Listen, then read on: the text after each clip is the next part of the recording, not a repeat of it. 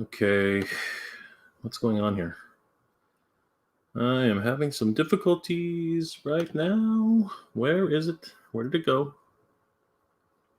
Come on, I know you're working. You're sort of working.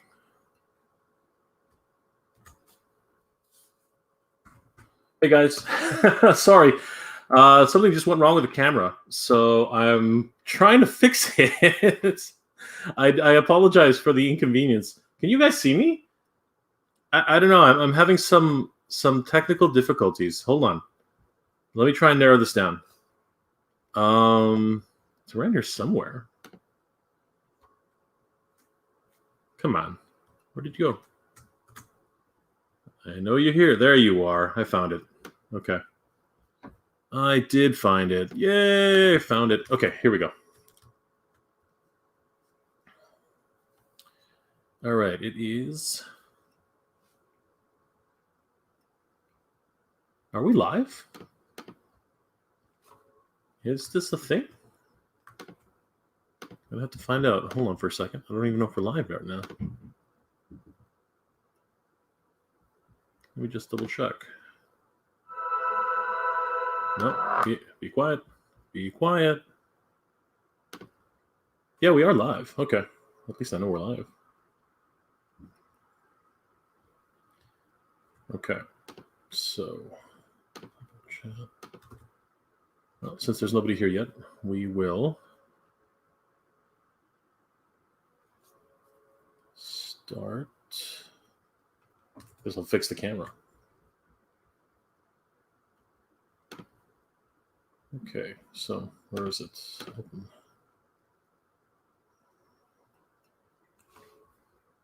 Yeah, there we go. How come it didn't? How come? There we go. That's what it's supposed to look like. Maybe I can reduce the brightness. No, that's not right. The saturation, maybe. It's a little bit better. You? Yeah. Okay, that looks more natural at least. Sharpness. Looks a little grainy now. Eee, that's blown out. Okay. It is Sunday, right? Yeah, it is Sunday. 8 o'clock. Right, I guess we'll just keep going. All right, guys. Well, it's Sunday, 8 o'clock. And I want to welcome everybody to the stream. For those of you who have found out that this stream is actually happening, because to be perfectly honest with you, I kind of mixed it up a little bit. Things are they are what they are, and I wanted to try doing a 1 o'clock stream on Mega J Retro and seeing if that would actually reach some other people, because I don't do 2 streams on the same channel, for like consistently anyway. So I'm trying something else a little bit different, seeing if a lot more people are watching from the Eastern Standard Time, or a lot more people are watching from Pacific, or the other side of the world, kind of thing. So tonight I wanted to try streaming here, see if this would make any difference for other viewers. I have to admit, I did not get my thumbnail up in time. I was actually out for most of the day, visiting family, and just got back just in time. And if it wasn't for one of my viewers on Instagram reminding me that I actually had a live stream, I would not be live streaming right now. As a matter of fact, I'm going to let Wes know. Yes, Wes, I'm live now. So hopefully Wes will know that I'm actually live streaming. That would be great. Anyway, we got one person in the chat. Hey, Dave. Dave, good to see you. Thanks for joining the stream. We are live and we are here. So a lot of things that have been happening lately, and some things are, well, I'll just say some things are more interesting than others. I really don't want to dwell on too much of the negative stuff. If people start bringing it up, we might touch on it. I'm not really sure if it's appropriate, but it is happening. There's a lot of drama happening right now in the toy collector scene. It's a very small community, as a lot of you guys know, and a couple of people who I know are involved in it, but I don't want to really talk about it too much. It's just one of those things where I kind of let sleeping dogs lie as much as possible. People's business is their own, and the way they decide to handle themselves, that is their business. And we have enough trouble in the world right now with the pandemic and everything that's happening across the world, than having to deal with little drama and people who, like just having infighting and all that kind of stuff. And it's really kind of disheartening in a lot of ways. And I'm surrounded by it, really. And I'm part of a bunch of different groups, and it just seems like somebody's not going to get along with somebody else, and it's just annoying. I always try to be as neutral as possible with those things, and again, I'm trying to be so ambiguous here. I don't want to name any names or anything, but all of these things are starting to come on my feed, and I really. It really kind of like upsets me to a certain degree, but at the same time, I kind of like have to just brush it off because, everyone's drama is something that they make for themselves, and when it gets started blown out of proportion, it really gets to be a real slog, and it's not something positive, and it's something that really needs to be taken care of behind closed doors. No one should be airing their dirty laundry in public. Nobody should be, letting other people in the community know about private matters. This is just my opinion, okay? I don't know how everybody else deals with this kind of thing, but in my opinion, okay, and this has just always been my point of view. If you have a problem with somebody, you should call that person up or call that person out, but do it between yourselves. Don't do it in a public forum, or don't advertise it to everybody out there, and let everybody know that this is happening. Like it's between two people, and you guys should hash it out, privately. That's just always the way I look at things. And I'm part of so many different groups right now, and it's happening even in like a lot of the hunter groups that I'm in. Like people are having issues with other folks, and they're sometimes it goes public and sometimes it doesn't. I'm so glad that there are a lot of level-headed people in the world, and that even after having a little bit of a spat in public, that they can take each other aside and just like solve their problems together. And then it'll calm down. And that's what I'm hoping will happen in this situation that I'm talking about.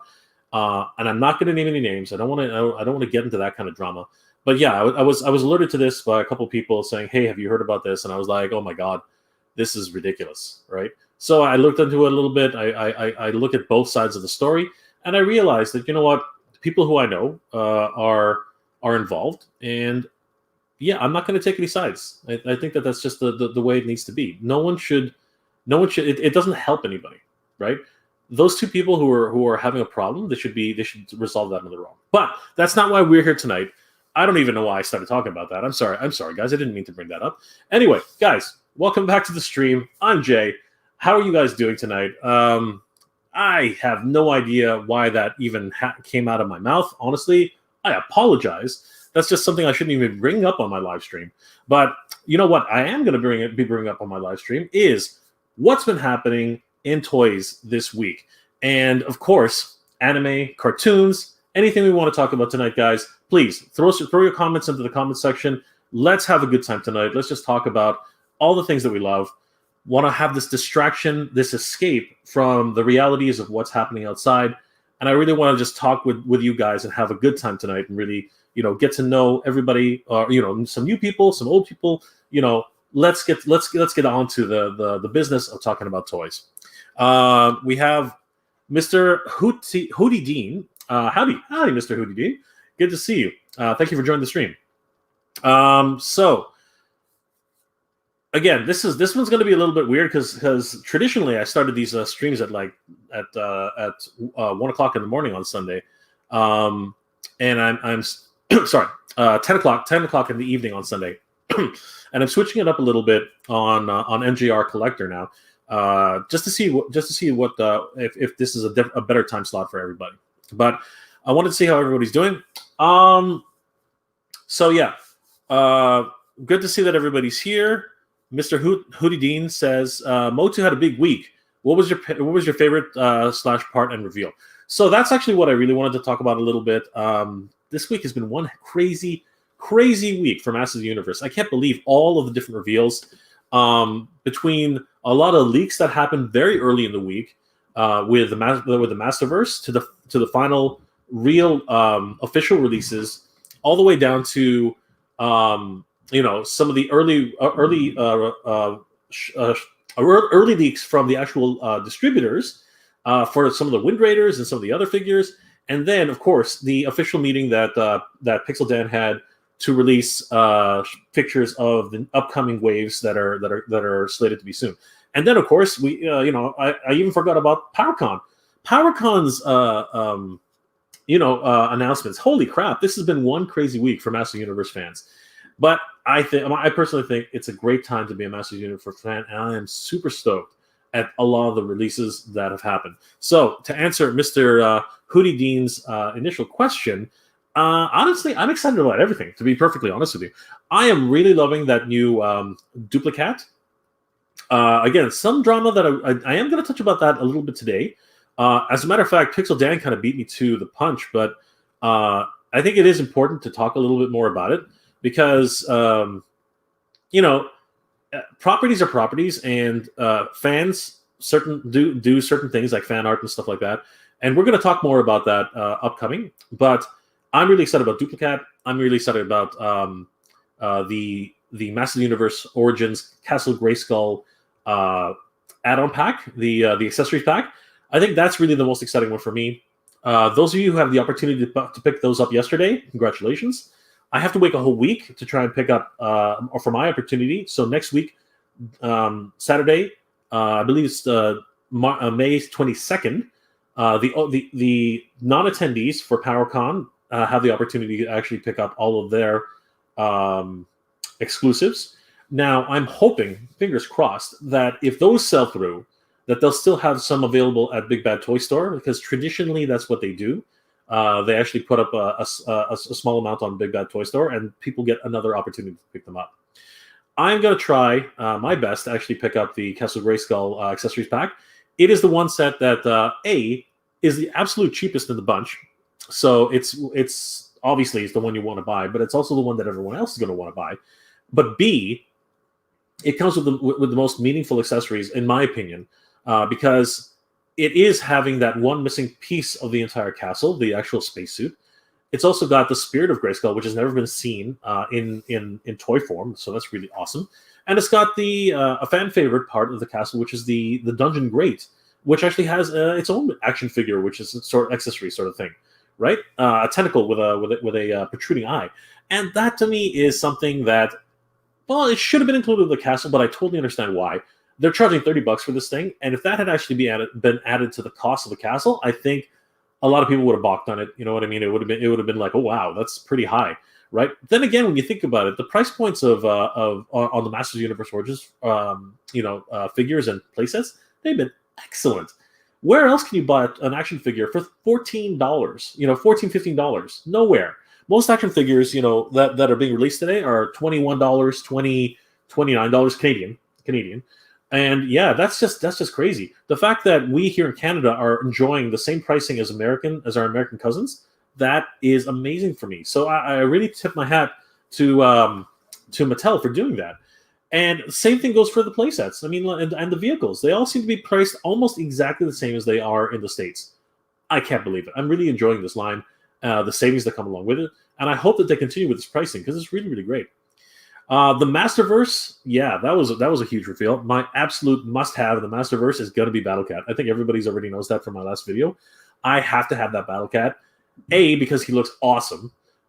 B, because I did not have the opportunity. Actually, B is actually because he is Cringer. He's not just a cat, a big Jim cat, or a sculpture of a ferocious cat, who, when you take off his helmet, he looks like a ferocious cat. No, when you take off the helmet of this particular Battle Cat, he becomes Cringer. Like literally becomes Cringer, a meek, like cat that looks. Well, he's got his ears tucked down. He's kind of cute. You know what I mean? He looks amazing. I have to have this cat in my life. I have to have this Battle Cat in my life. I have to have this Cringer in my life. So that's definitely the standout character. The second character in the bunch is definitely Evelyn.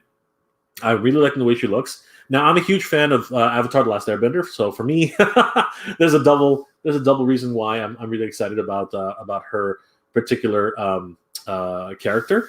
Yeah, she honestly, she just looks awesome. As a matter of fact, why don't we just since we're on this since we're on the whole subject, I might as well just just bring them up. So yeah, I'm super excited for all these new reveals. They're really they're hitting me right where I'm so excited about all these guys, right? So let's just go ahead and bring up a couple of examples. That way, you guys know what I'm talking about.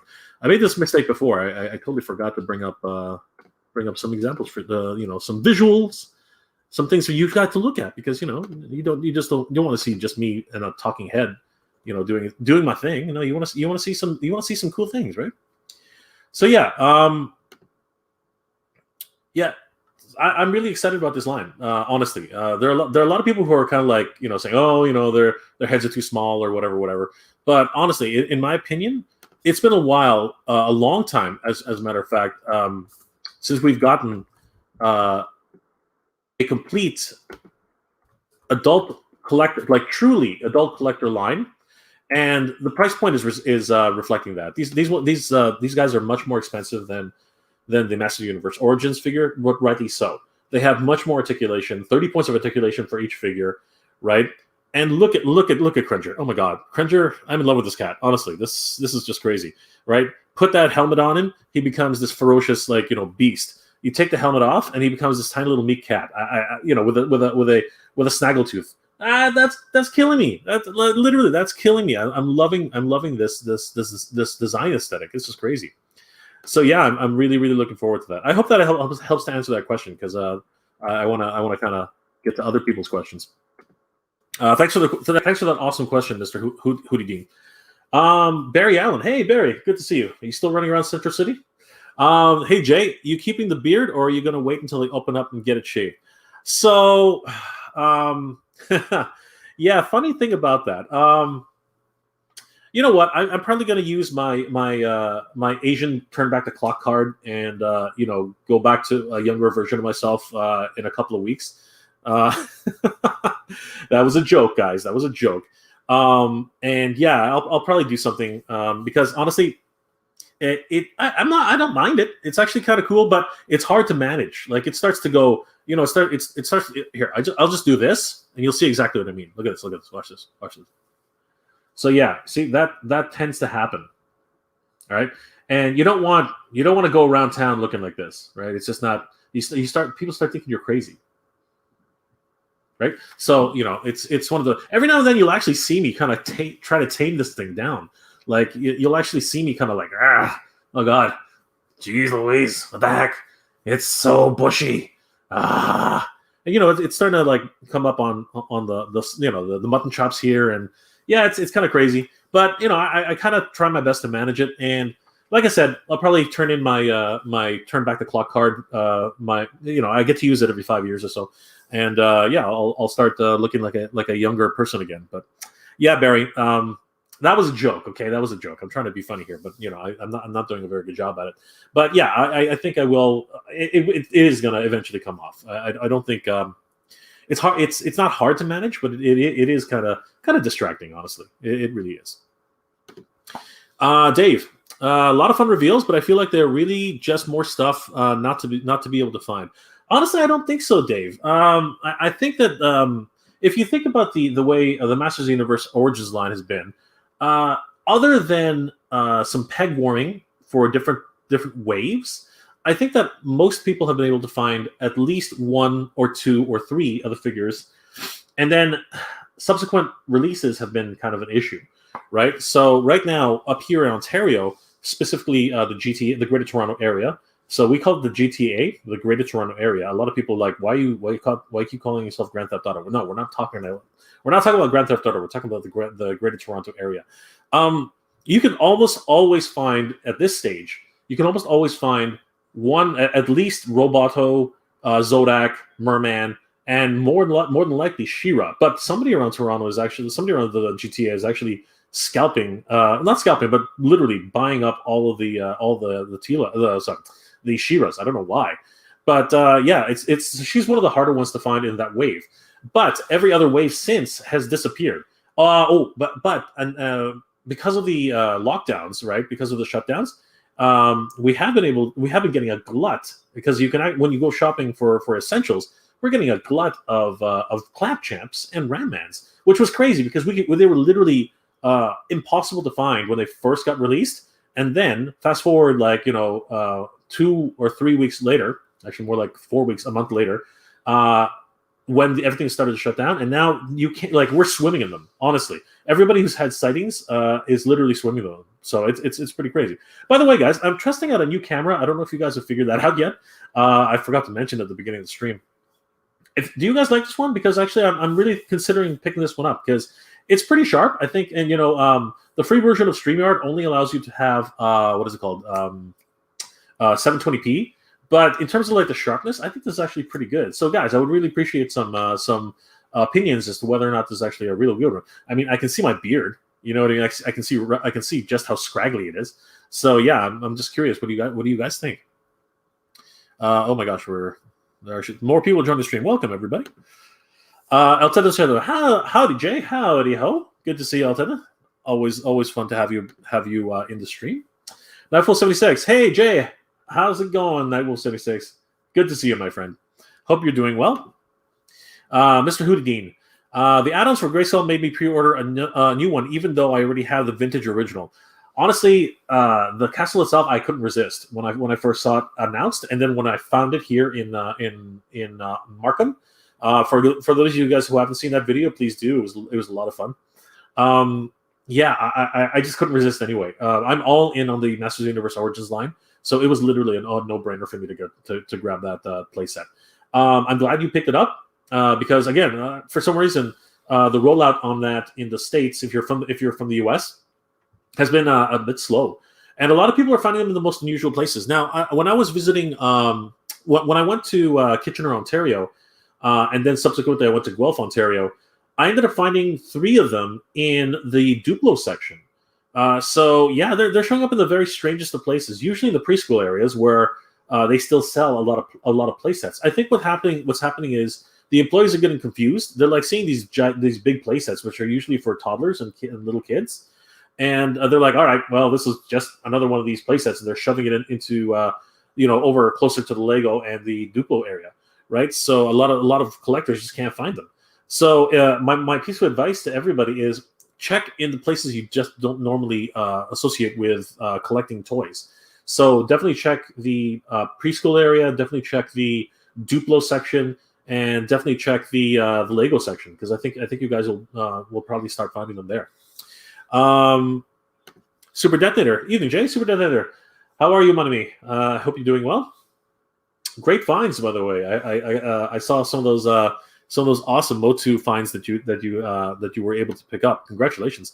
And I have to say, congratulations on picking up all that new wave, the Lords of Power, Faker. That was one heck of a great find, my friend Monami. That was really great. My hat goes off to you. That's amazing. Radical Toys. Hey, Adam. Good to see you, my friend. Hello, Jay. How's it going tonight? So much to talk about. Okay. I guess it got cut off. Please continue, Adam. Let me know what you're thinking. Did you pre-order the Skeletor and Battlecat from Amazon? If you're talking about, are you talking about? I'm gonna assume you're talking about the Masterverse. I ordered 3 Battlecats. I ordered 3 Battlecats. No, I ordered 2. I ordered 2 Battlecats because I have to have them. God Skeletor. I will not order him yet. I don't know enough about the series to even want to invest in him. If we watch the series and we find that he's just this amazing badass, then yes, I'm definitely going to grab him. But for now, I'm not really. I don't know enough about Skelegod. Sorry, I don't know enough about Skelegod outside of the obvious connection to the movie. But he's not golden, right? So again, I just don't know enough about him to want to invest money in him at this early stage. And if nobody knows what I'm talking about, let's go ahead and just bring him up. Where is he? He's over here somewhere. I wish I had a slideshow feature for a lot of this stuff. So yeah, this is the one I'm talking about, guys, just so that everybody knows, because we're looking at Battle Cat, and really nobody knows what I'm talking about. So yeah, this is God Skeletor. For those who don't know what I was actually talking about. Yeah, he's impressive, honestly. For the amount of plastic that's in him, he's pretty beefy. I've got to admit. So, am I going to invest in him? I don't know yet. I mean, I do like his designs. He does look impressive. I'm not outside of that realm. I know something that looks good when I see it, but I just don't know enough about him. He's not like, there's no history with the character for me. So trying to get him is something that I'm not really sure I want to do at this stage. And am I sharing the right screen? Sorry for a second. I just realized I might be sharing my window, which I don't want to do. There we go. That's much better. Sorry about that, guys. I was going through some of my job, my actual day job. So if you guys were seeing, what the heck, who's that guy with the pen there? Yeah, that was because I was actually showcasing some of my new work that I'm not supposed to show. Anyway, yeah. So Adam says, I'll start with Lords of Power, Murdman. On his back page, did you notice the old mini comic story style Tila and her charge horse? Interesting if that horse / Unicron becomes a toy. So I mentioned that in my YouTube short. I don't know if anybody's seen that yet, but yes, I did actually mention that that the backing card. You know, might as well just bring it out right at this stage. So yeah, Adam's actually talking about my pickup and his pickup of Lords of Power Merman, and that was actually really, really cool. Loving this actual character. He looks great. He actually is, of course, styled after the concept art from the original Masters of the Universe concepts. But when they were actually creating the concept of Masters of the Universe, they first called them the Lords of Power. So these were originally just conceptual designs. But there was a set which was available at PowerCon. I believe it was last year, if I'm not mistaken. And they were PowerCon exclusives, and they released pretty much all three of them. They released Merman, Beastman, Man-at-Arms, He-Man, and, of course, Skeletor. They were also available at Big Bad Toy Store for quite some time. I should have pulled the trigger and got them at the time, but now I'm so glad that these guys are being released to the masses. And what Adam is actually talking about is this. If you look carefully, that's hey, come here. That's Merman right there, and this is the sea demon, some sort of sea creature that he controls. It might be Bakur. It might be Bakur. When I look at it now, he's got more tentacles, but it could be Bakur. But here we see a young woman riding a unicorn. It's harder to see because but I think that's that there. But if you look at her, she actually has a very striking resemblance to Tila, and she's got Tila's armor, and she's even got Tila's sword. But the difference is she's got blonde hair, right? That's weird. So was there a Tila version in the Lord's Power, an early version of Tila who actually had blonde hair? And I think that's what Adam is asking. Because I'll start with Merman on the back page. Did you notice the old mini comic style Tila and her charge horse? Interesting if they have the unicorn that becomes a toy. That would be cool. Now I know that there's a difference between the green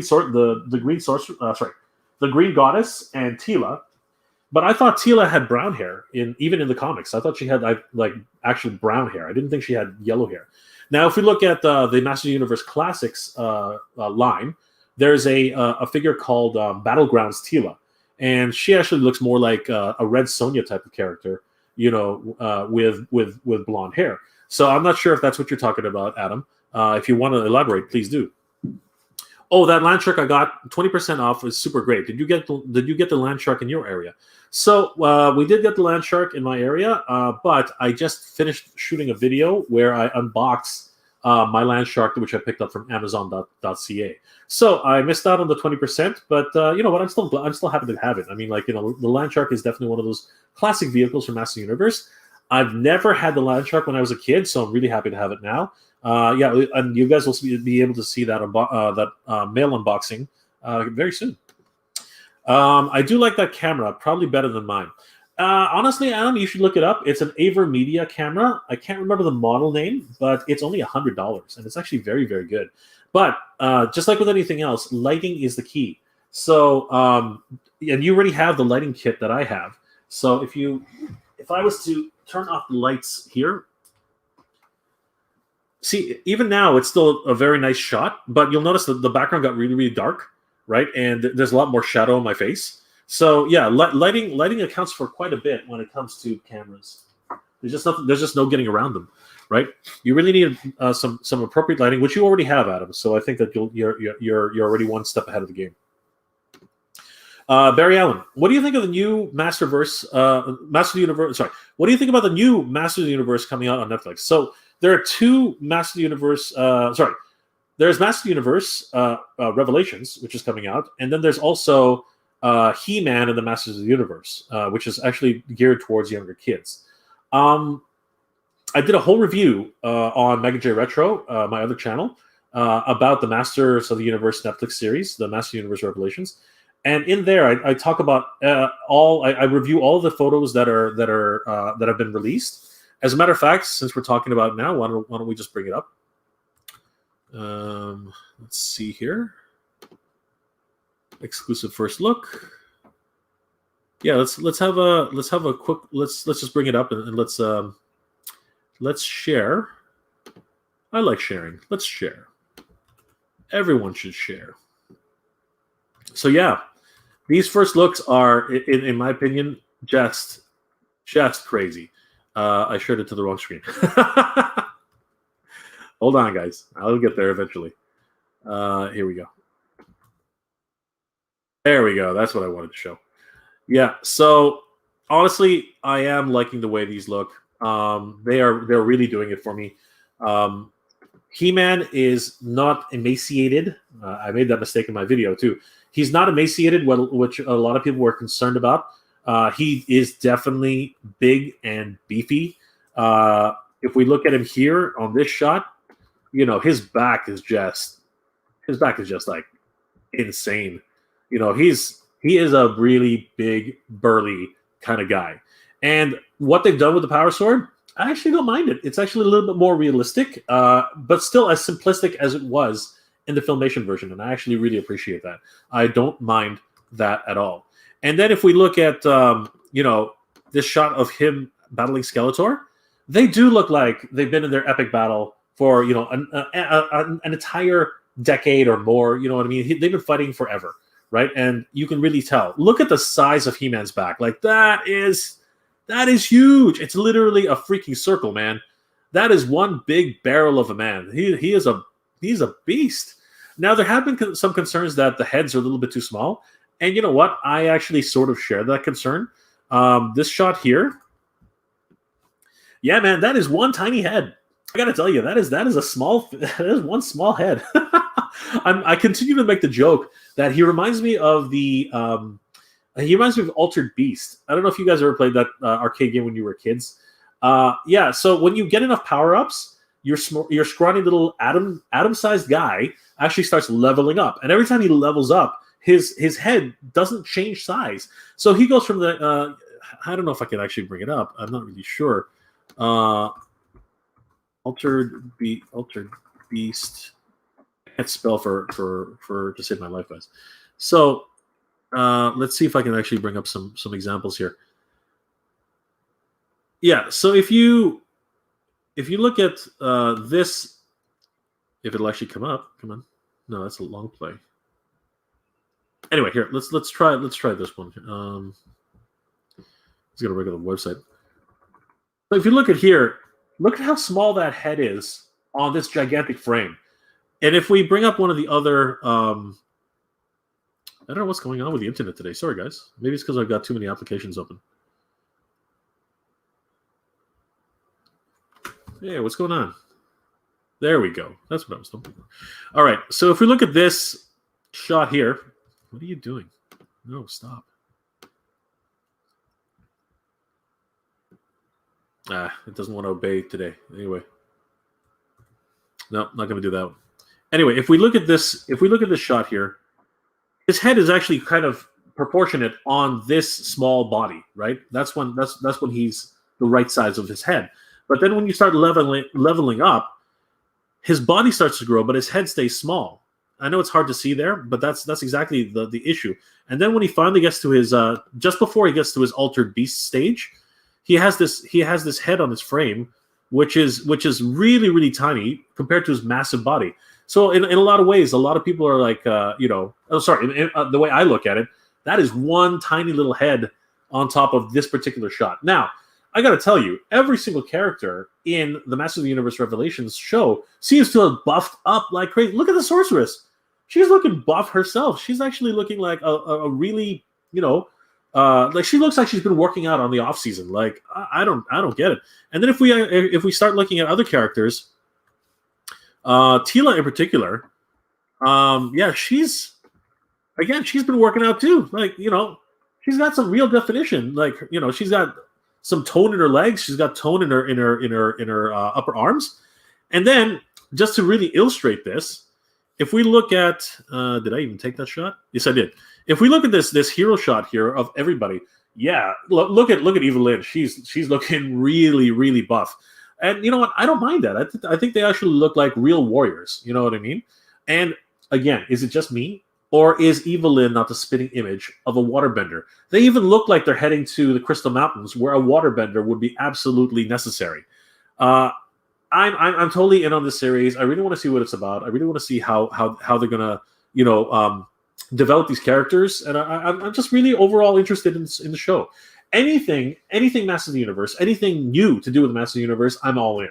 I'm such a huge Masters of the Universe fan on that regard. I just can't get enough. So yeah, I'm so happy to be a Masters of the Universe fan right now. This is just insane. So yeah, I hope that that helps to answer that question, Nightwolf. Sorry, was it who did ask that question? I'm sorry, Barry. Yeah, Barry. I hope that answers your question. Soundwave 278. Hey, Soundwave, good to see you, brother.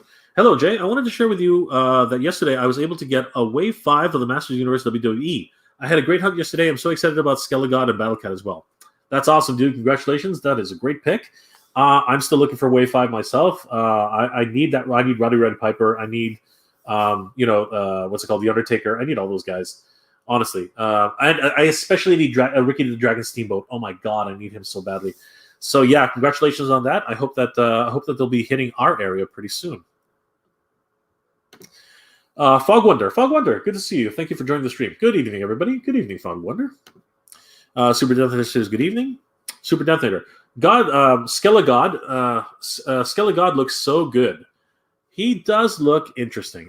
Again, in terms of his overall appearance, I do not mind this version of whatever he's supposed to be. Now, we could infer so many different things, right? Like he could be Skeletor with the power of Grayskull. He could, and I actually sort of made the assertion that he might actually be an amalgamation of He-Man, because if you look, there's an H on his chest.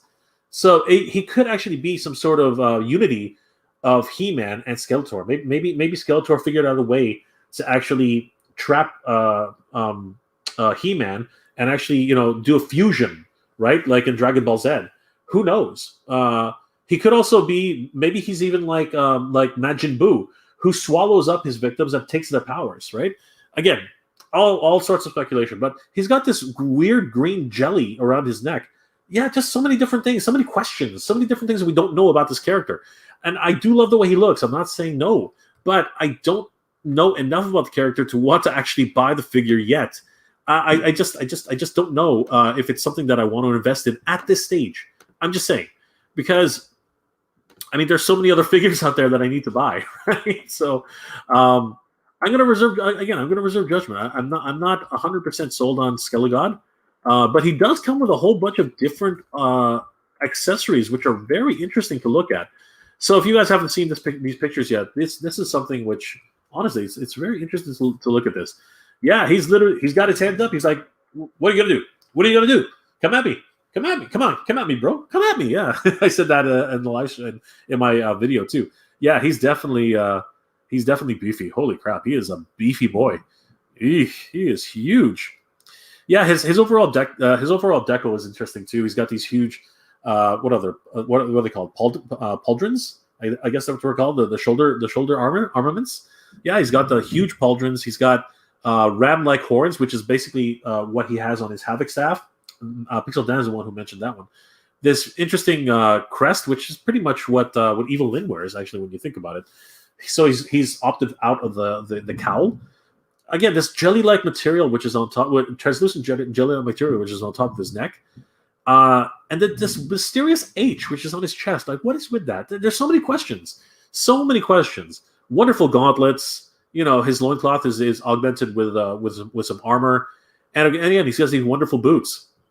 Loving that cape he's rocking. It's just awesome. And the accessories again bring up even more questions. Why does he come with a sword of power? What is this blast effect? Probably just a regular blast effect. And of course, additional hands. Like, this is just, yeah.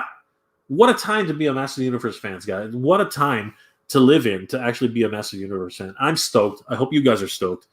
Yeah, this is just, it's doing it for me. It's doing it for me 100%. I'm literally losing my mind as we're talking.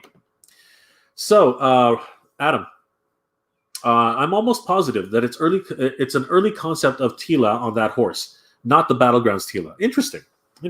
But if it's very, very early, they didn't really stray too far from the original design. Radical Toys, not sure if you mentioned this or not. Green Goddess will not be translucent plastic as stated by Mattel staff. Thoughts, and do you care either way? So, the Green Goddess, which Adam is actually talking about, is this one. I can bring her up. And these pictures are courtesy of Mattel and Pixel Dan, just so that everybody knows. I don't want to take any credit for having any of these photos. Pixel Dan released these on his Facebook page. So if you guys want to see these photos in high resolution, I suggest you go over to Pixel Dan's channel. His Facebook page. And definitely check out Pixel Dan's new book, which is being released by Dark Horse Comics, The Toys of He-Man and the Masters of the Universe. Guys, I'm reserving my copy. I hope you guys will pick one up too. We really should support anybody, especially some guys like Pixel Dan who give their love and their passion for this toy line. I'm all in, and I hope you guys are all in too. So yeah, this is the Green Goddess. Honestly, I think she might be translucent. If we look in closely, actually, Adam, she might be translucent. I don't know about her face. Her face, maybe not. But if you look carefully, right, there's paint on her armor, right? But if you look carefully, it's almost as if it's like there's some sort of glow coming through the actual main portions of her legs and main portions of her arms. She might actually be translucent. That remains to be seen. There's a lot of paint on her, so it's interesting to say. But you know what? She is very much akin to a spirit goddess anyway, right? So she actually might be very much translucent in her nature, being a spiritual vessel. We don't know. So yeah, it remains to be seen. They did mention in the stream, as you just said, that she was going to be a translucent plastic. Things have happened. Things have changed over the course of overall production. I mean, a lot of people were saying that that Zartan was going to be color changing. He wasn't. And now there's a listing on ToysRUs.com, ToysRUs.ca, that says that they're selling the color changing version of Zartan. I think that's actually just a mistake. I think that's something that somebody heard in passing and actually just ran with it. I actually don't think that that's true. But this one, I do have to actually, upon closer inspection, right, and particularly the shoulder. The shoulder is really the one that does it for me. If you look here, you can almost see what looks like a joint, right? The weird discoloration here is what leads me to that conclusion, because this here looks almost like, I'm going to zoom in a little bit more because I'm not sure if you guys can see my pointer. So yeah, this here is what's really is what's catching my attention, because it actually sort of looks translucent, and I can see the same similar treatment here. And then this actually looks like one of the joints itself, and it looks almost like it's peeking in there. Again, I'm not sure. I'm not 100% sure. We will find out when the final product gets released. So, but Adam, that's a good question. I'm not really sure. Now, as to whether I care or not really.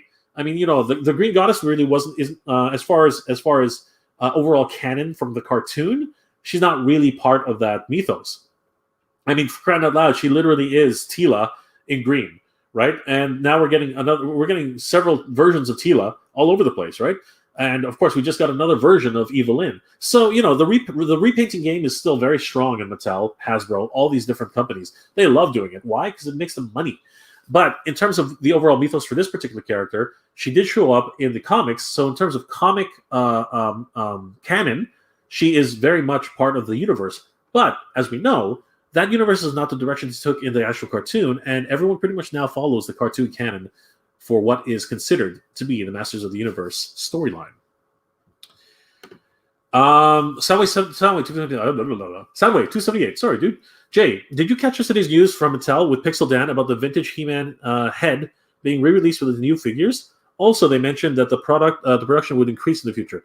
This is just plain great news. As I said, my last video was actually reacting to Pixel Dan's announcement with Mattel. I am very, very excited at the news that has been coming out. I want to thank Dan for all of his hard work, and of course the Mattel team for everything that they're doing. This is amazing. I did hear about the vintage style heads actually coming back, but when you think about it, that's not anything new. We already have a vintage style head. It came with what the hell? Okay, that was weird. It came with Battle Armor He-Man. I mean, it's right. It's it's right there, right? Oh, sorry. Pardon me. Yeah, it's right there. You can see it. That is my precious. That is the vintage style He-Man head. So it's not like we don't have it. We already have it. And then with the Keldor and Cronus 2-pack, we actually have a version of Skeletor's face, which is much more akin to the way he looked in the classics version. Pardon me. So yeah, it's not like it. Oh my gosh, I think some dust came off of the shelf. I'm drinking Coke tonight, guys. Hopefully that helps. I think that did the trick. Kind of, anyway.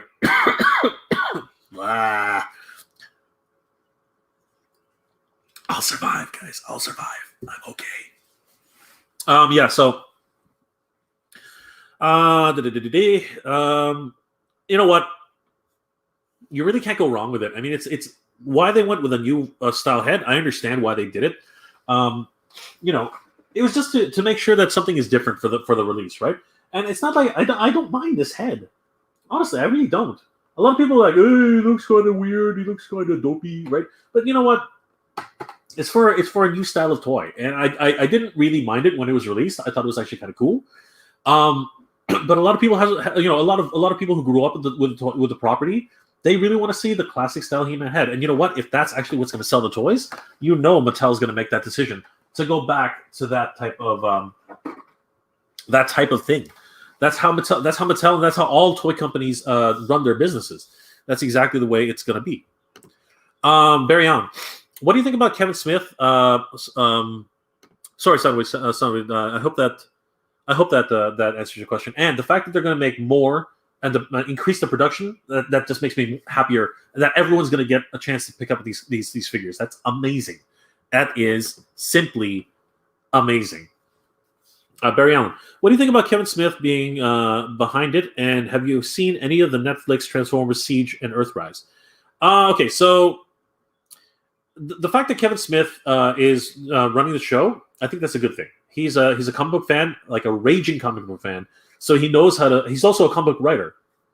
He's had some acclaimed books from Batman, from the Green Lantern, from a whole bunch of DC characters. So he was even approached to do Superman at one time, I believe. I believe he actually did Superman, a comic book anyway. So the fact that he's involved, I think it's a great thing. Will he do the Masters of the Universe justice? That remains to be seen. We'll have to see. We don't know what everyone does with the property. I'm hoping for good things. He did promise that the fans would be surprised because it's a straight continuation from the Filmation version.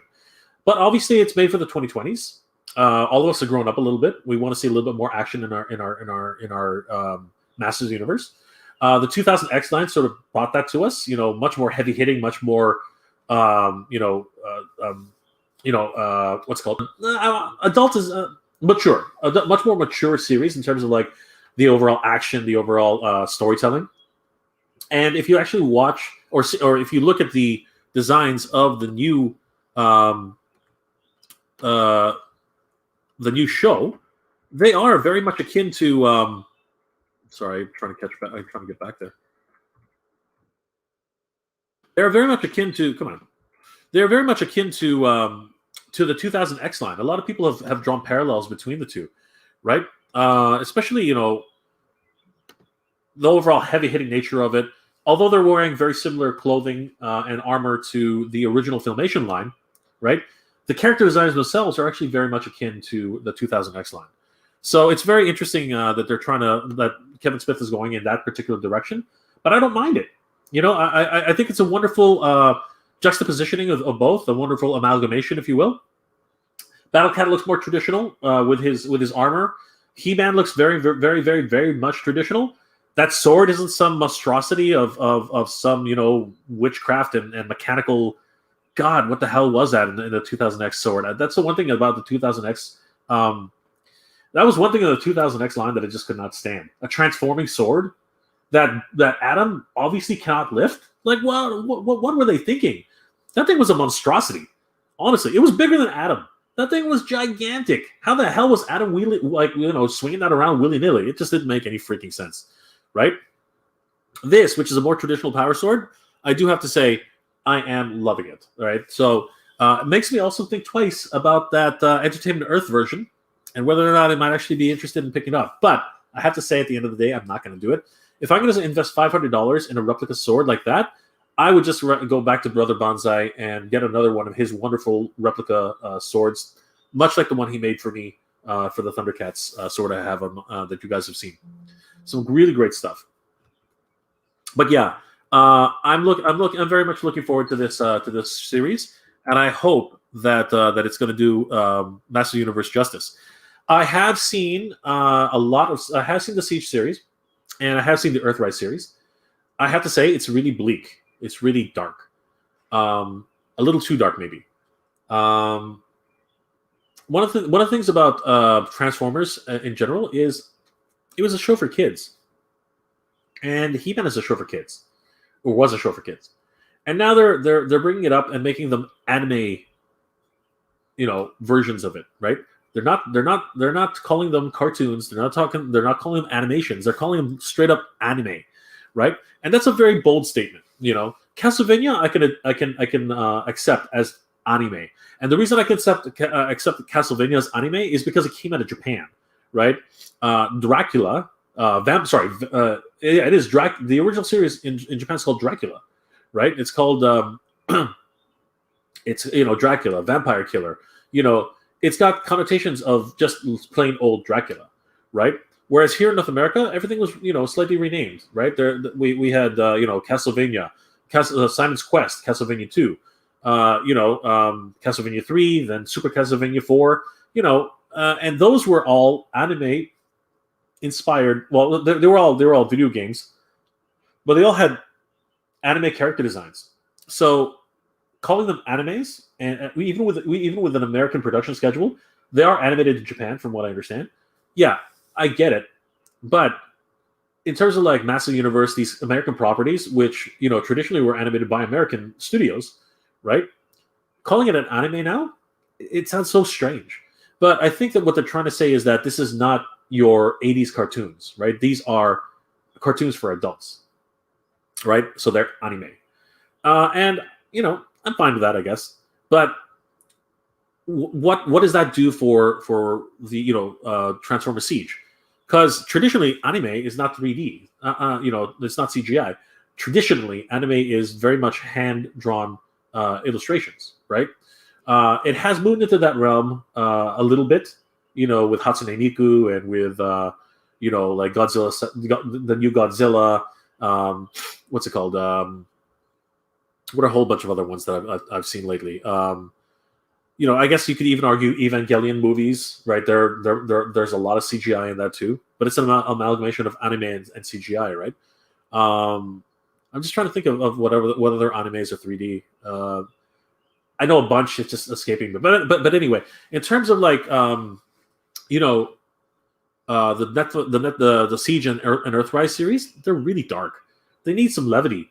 They need some comedy. They need something to lift you up. Because right now it is bleak as hell. Like there's no comedy whatsoever. Everybody's like no spoilers. I think everybody will know this anyway. A lot of people die in that series. A lot. And you know what? Characters who you start to gain an emotional attachment to, they're like snuffed out, really quickly and unceremoniously. It's like Game of Thrones or what the hell is it called? The Walking Dead. For no, people are just eliminated for no reason. And I'm not saying that I don't like the series. I think it's actually quite interesting. But I think that coming from a toy property, I think that a little bit of comedy would be in order. If you watch Transformers the movie, the original one from the 86, the 86 movie, there was a lot of dark moments there. Destructions of planets. Being eaten by Sharkticons. A lot of different themes which are considered darker anyway. But there was a heck of a lot of comedy too. The Dinobots were comic relief. What often happens between Cup and Hot Rod can be comical as well. And it just added a little bit of relief to all the tension that was happening in the show. Anytime we met the Junkions, that was hilariously funny, right? So and it's brought rise to a lot of memes which have been proliferated around the internet. In Siege and Earthrise, I don't know. It's just really, really dark. It's just something which I have a hard time acclimating towards in terms of like long-term viewability. I really don't know if I will enjoy watching the whole series in its entirety. I'm curious. Now that they've gone to Kingdom and are finally reached Earth, why would you call a series Earthrise if you never actually reached Earth? That's something I just didn't understand at that point. Anyway, I hope I helped to answer that question. I think that I'm looking forward to the new Master Universe Netflix series, and from what I've seen of Siege and Earthrise, yeah, I got to tell you, I want to see a conclusion pretty soon. I think. Mr. Hoodie Dean, thoughts on Wind Raider and that landing ship that might attach to Castle Grayskull, and Battle Armor He-Man and Battle Cat on a similar strip. Okay, I'm gonna have to. There's a lot of questions there. Okay, thoughts on the Wind Raider. I did a whole video on the Wind Raider. If you guys look on my channel, I actually on Mega J Retro, I did an entire review on the Wind Raider. There were actual leaked photos on ebgames.ca, as well as Axel Jimenez. He actually teased a lot of the official photos before Pixel Dan did. So I actually did an entire video on the Wind Raider. So guys, please check that video out. My thoughts on it, I think it's great. It really harkens back to the original Wind Raider, Winch et al. And hopefully the wings don't snap off as easy as the original one did. Much more paint deco, much more all the stickers are applied by themselves. So really looking forward to actually getting that one in my hand. The Mattel team says it's actually substantially larger than the original Wind Raider, so that's even more exciting. The fact that it comes with a landing strip that might attach to Castle Grayskull. So I think they covered that in the live stream with Pixel Dan. I don't think that the landing strip actually attaches. I think what happens is the landing strip is its own separate piece, but the flight stand actually pops off, and you can actually pop it onto one of the stands on Castle Grayskull. Now, I could be completely wrong about that, so who's to say? But I think because of the shape of the landing strip, I don't think it actually could fit on any of the what's called the towers on Castle Grayskull. Again, I could be completely wrong. It remains to be seen. But the landing strip itself looks amazing. It comes with this monitoring station, which has a lot of telemetry, which is being broadcast from the Wind Raider to the landing station. So yeah, I'm looking very, very much into. I'm looking forward to owning that as a vehicle. I've already done a pre-order on ebgames.ca. So guys, you should also be checking GameStop in the US, see if they're actually taking pre-orders for the Wind Raider. Battle Armor He-Man and Battle Cat on a similar strip. So first of all, I think that those are re-release. Battle Armor He-Man and Battle Armor and Battle Cat. I am not really sure if I'm in on that. The only thing that's really interesting to me on that level is definitely the vac metallized plastic. It looks really, really shiny and very interesting. Unfortunately, with Battle Cat, I really can't justify buying another Battle Cat. I've got 2 of them already, and a third one that just has additional paint apps. I can go get some nail polish from the from the corner store and just do that myself. Like it isn't particularly well done from the pictures that I saw. If he has some other features that make it more interesting, then maybe I'd be interested in getting it. I will say, the diorama section with the additional gargoyles and dragons, that is kind of interesting.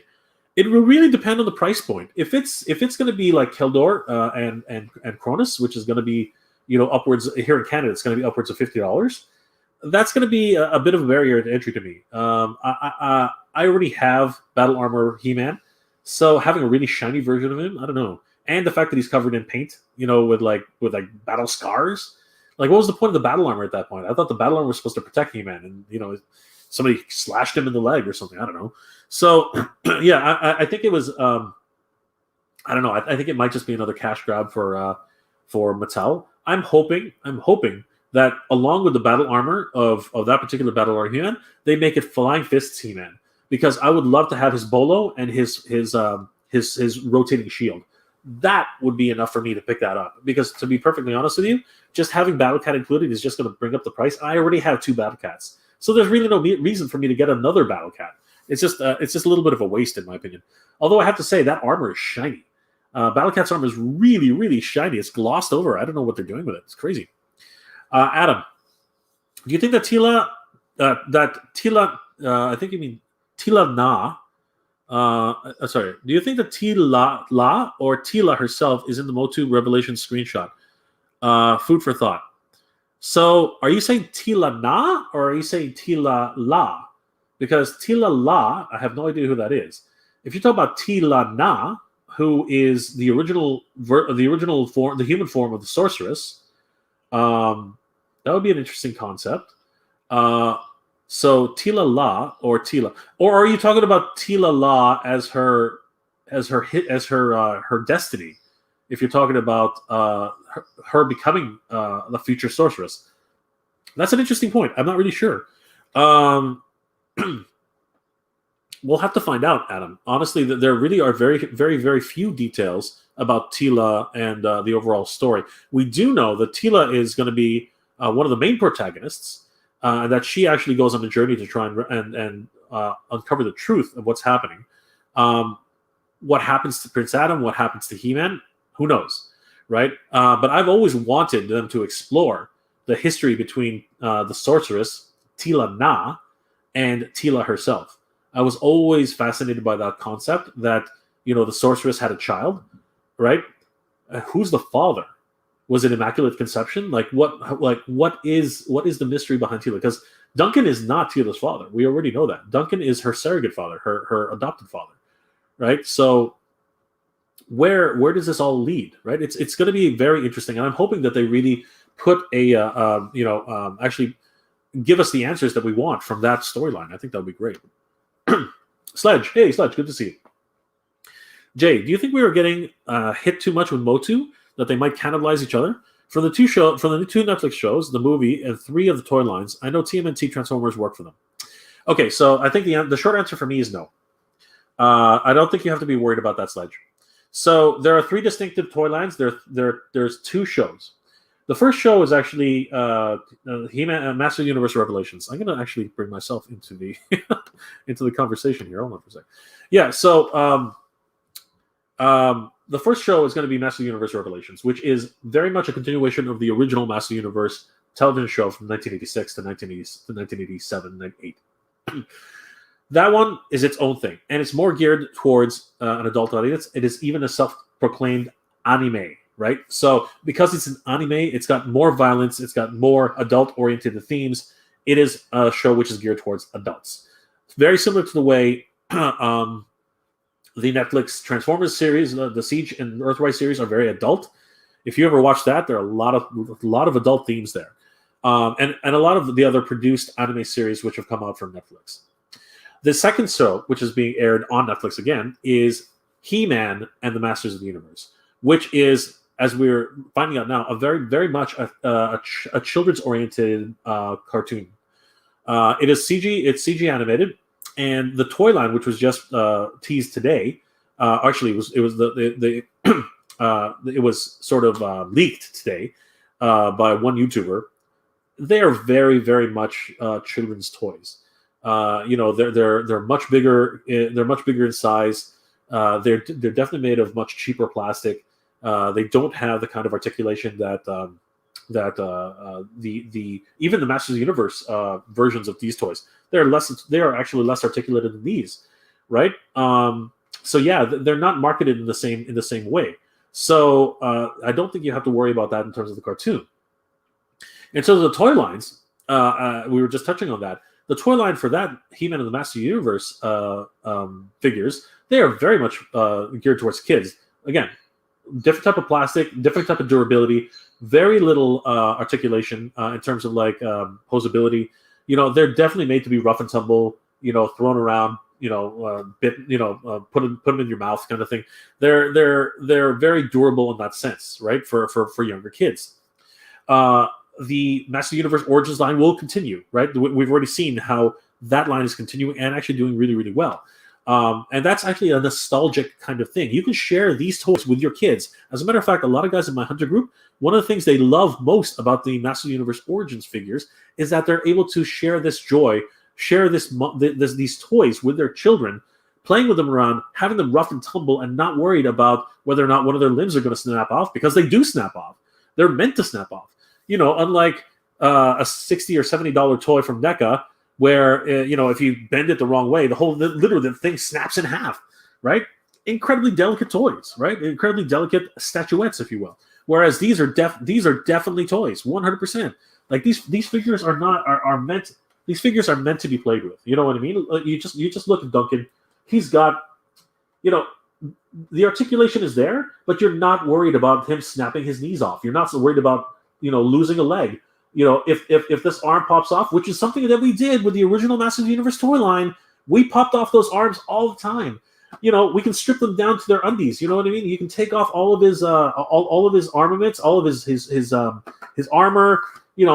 Everything is made almost like it was back in the 80s, but at the same time, it's got that nostalgic feel, and it's been upgraded to add those additional features, which make them unique and actually fun to play with.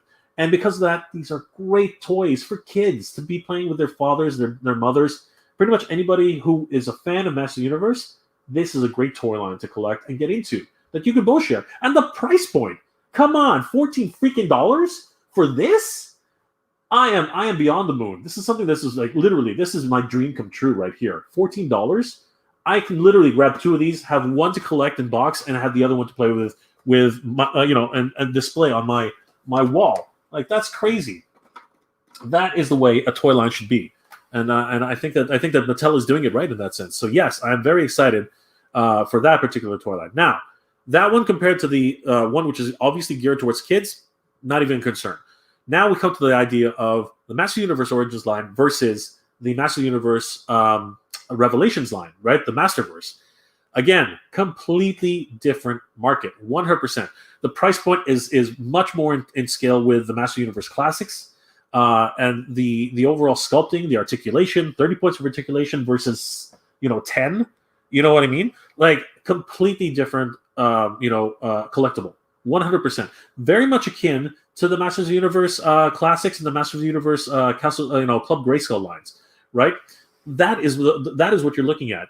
Something which is much more of an adult collectible, probably be branded for adult collectors only, much like the Masters of the Universe Club Grayskull and Ultimates. Yeah, it's just one of those things. It's for a completely different market. Are they going to cannibalize each other? Probably not. That's just my opinion. If you're in completely on one line, which is this one here, this is so affordable at $14 that even if I collected this entire line right here twice, I would only be paying for two figures. I would only be paying for come here. I would be paying for one roadblock here in Canada. You get two of these figures, right? That's crazy, right? That's nuts. And true, this is more of an adult collectible. It's got way more articulation. It's got way more technology. But in terms of collectability, this is really affordable. Now, when we get to this stage with the Masterverse, right? Now you're paying for the kind of articulation of the kind of technology which is also embedded into these guys. So they are actually going to be of a higher price point, rightly so, right? So we're going to be looking at $20 to $30 per figure. We're going to be looking at Skelegod at being a $30 to $40 character, right? We're going to be looking at those premium prices, and if that's what you're all in on, which is I'm all in on everything. I mean that's just me. But if you're in on the Origins line and you just want to stick to the Origins line, that's fine. If you want to stick on just the Masterverse line, that's fine too. But if you're a hardcore Master of the Universe fan like I am, you are going to go all in on every single line, and that's basically what's happened. I have no fear of them cannibalizing each other. The problem therein lies with the cartoons now, right? The anime series. Is it going to support the toy line properly, or vice versa? Are we going to see a really good show which continues to let people and get people engaged and invested in continuing to watch that series? With Transformers, I have to admit, it is in and of itself a decent, by itself, it's actually a really good toy line. And it harkens back to that nostalgic feel of the G1 style.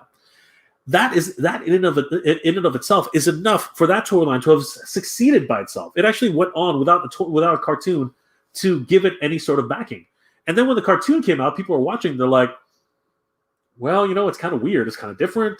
I'm sort of watching it. I'm going to continue watching it. But in my case, I was like, man, what am I watching here? This is really dark, right? But I love the toys. The toys are so well done. And the toys are so... affordable to a certain degree, but they are exactly what I look for in the aesthetic of being G1. So I am definitely all in on this toy line, particularly the Dinobots. I'm so excited that Slag has his name back and is being released in this format. I am super excited about that. So I am all in on that line. As you can tell, I'm all in a whole bunch of lines. Like I'm just crazy like that. But those two in particular are really, really exciting for me. And this one here, I really don't think that this is going to cannibalize Masterverse. The problem is definitely going to be will Master of the Universe Revelations be a good enough story to continue the Masterverse toy line? Because that is inevitably the way Mattel is actually positioning themselves for this strategy. They are creating a television series to support the toy line, much the same way they did back in the 80s, right? We're coming full circle basically. And will this anime series be able to support that particular toy line? Because they need that. They're more interested in the toy money than they are in the money that they spent on the Netflix show.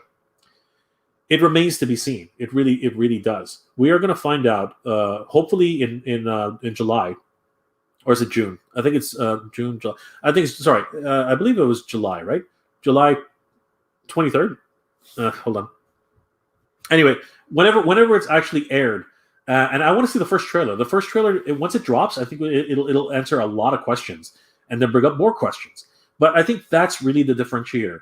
If you're concerned that all these toy lines being released at the exact same time, the children's series, the Origin series, the Revelation series, I really don't think you have to worry about that in terms of like overall buying power. I think that the Masters of the Universe by itself, much the way it's encapsulated, it captivated me. Is captivating a lot of people who grew up with it, and actually in some ways, captivating a lot of new generation of fans with this new toy line. The fact that Netflix has the Master of the Universe 8.4 through 8.5 television series back on from Filmation, that's only strengthening this brand 100%. And now with the Masterverse, hopefully it's going to be just as popular, and hopefully it's going to have great storyline by Kevin Smith and by the anime directors. Wonderful animation. We can pretty much guarantee that from the same studio that does Castlevania. It's the story that's going to determine whether or not everyone keeps watching. So let's hope and find out. It looks like it's guaranteed for at least 2 seasons. So pardon me, guys. So I'm really hoping that we're going to see something special. But Sledge, I don't think you have anything to worry about for now. Glenn, hey Glenn, good to see you, my brother. Kia kala, how are you doing? Everyone, my brother Steve, and I are here. Bro. Hey Steve, good to see you, bro. Thanks for joining the stream. Hope you guys are enjoying my rambling. I'm sorry, guys. I started to go off on tangents. That one was a long one. Sledge, you hit a button with me, man. You hit a button with me. Jay, how do you pronounce Alfredo Alcala?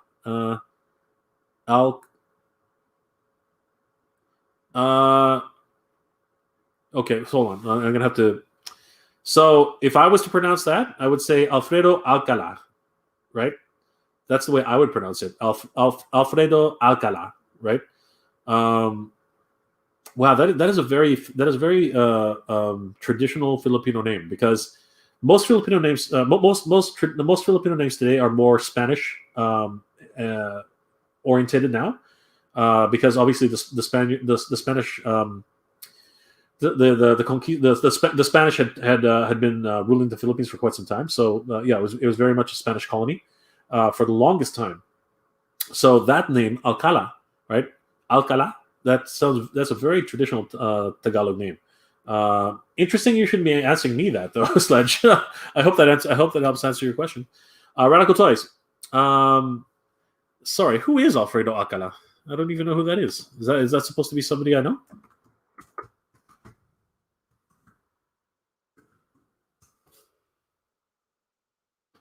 Oh, he's a Filipino artist. Oh, okay. Yeah. Okay. Now I know. Now I know what's going on. All right. I didn't even recognize that. Yeah, that's my bad.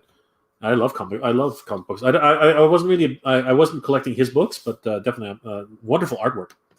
Adam, the Battle Armor He-Man with the back metal that comes with the Battle Cat. Target exclusive. No Battle Cat ankle joints. Missed that opportunity. Yes, I think actually that would be the absolute reason that I would buy another Battle Cat if they actually. And those are early pictures. So I'm hoping that they're taking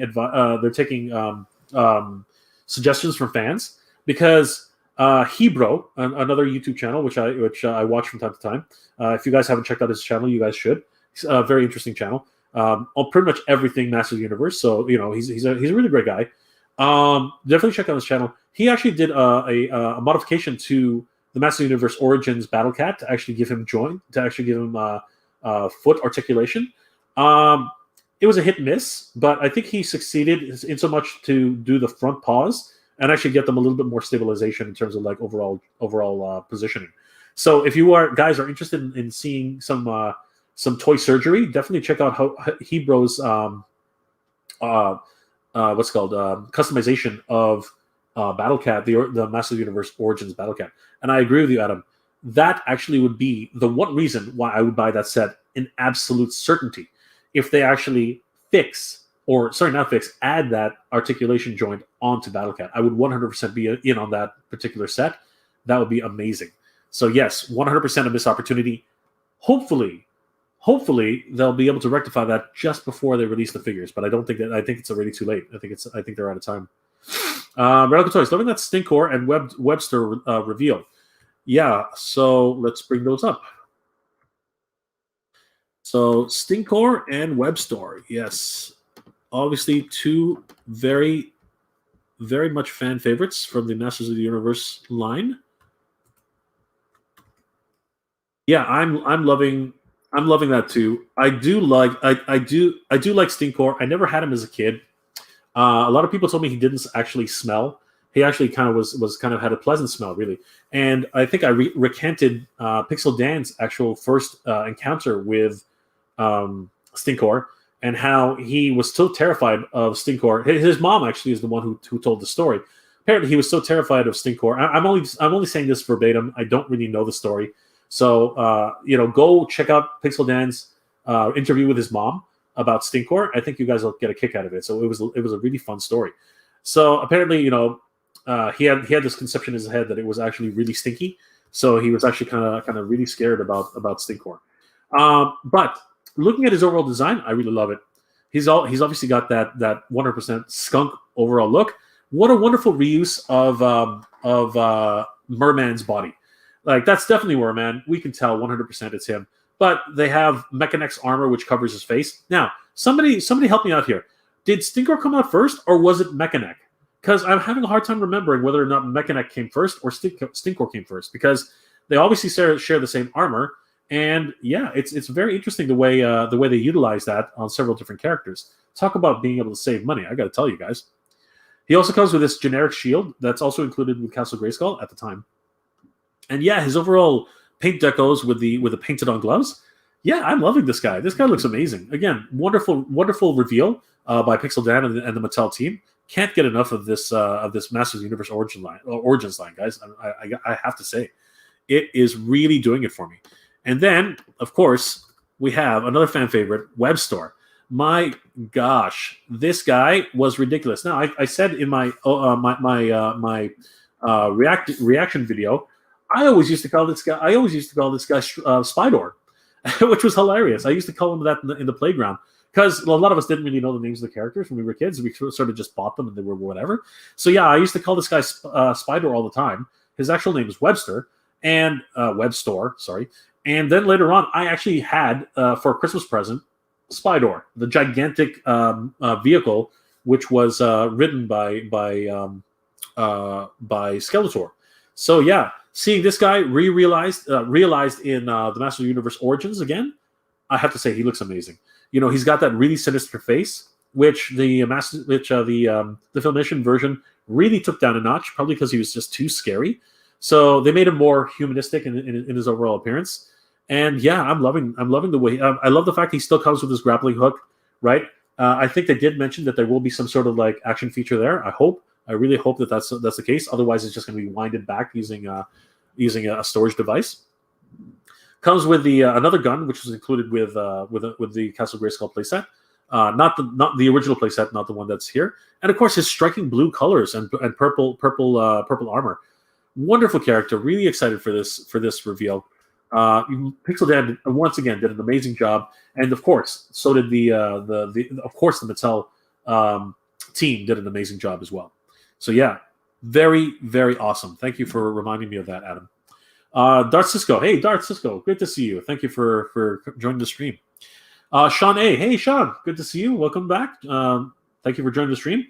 Always glad to see you in the live stream, bud. Oh, thank you, sir. Thank you very much. Sledge, I hope Revelations will run for 4 seasons like Castlevania did. So as with anything in life, that's going to remain to be seen. Whether people acclimate towards the series and whether people really like the way the direction is from Kevin Smith. I'm hoping that even if it starts off slow and builds gradually, I'm hoping that it will have a really good payoff after the second season, which will capture the imaginations of audiences and keep us watching. I'm hoping that Kevin Smith does honor the characters like he said he would. That would be excellent. But at the same time, I'm not adverse to change. I think that if there's enough out there, which can be played with without destroying the concept of the original characters, and introducing new ones would be great. And yeah, just new action figures is always great. I'm looking forward to this new Masterverse line. As I said, I'm all in on it. I will eventually buy Skelegod. I just don't know if I'll buy him now, because again, he's a very expensive figure, and I just don't know enough about the character yet. Right? I want to see how he plays out in the overall mythos of the Masters of the Universe Revelations. All right, so Barry Allen, do you think if this Masters of the Universe Revelations is a big hit, they might ask Kevin Smith to do a She-Ra series? And are you a Kevin Smith fan? Let's get back here. I'm just noticing right now that Duncan is really, really, really shiny. Hold on for a second. Let's see if there we go. Sorry, guys. It's distracting. All right. So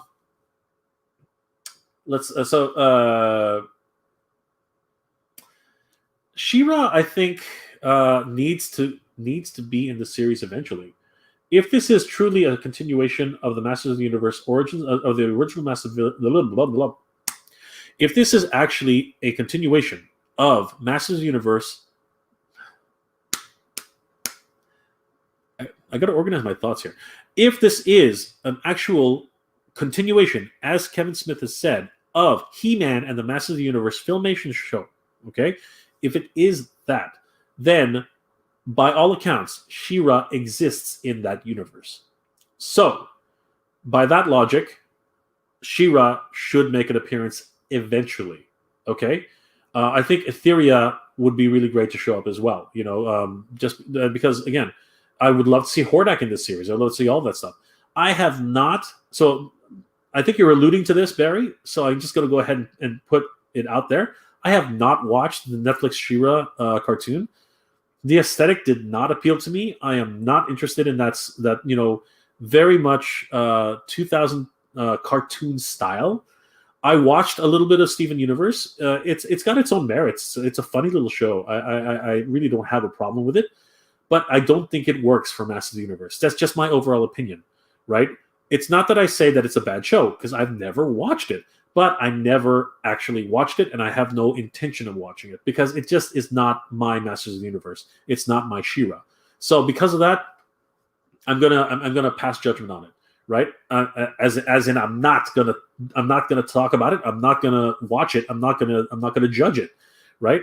The reality is, it's its own series. It has its own fans, and that's fine. I'm not watching Thundercats Roar because I don't want to see it. I don't want to see that version of Thundercats.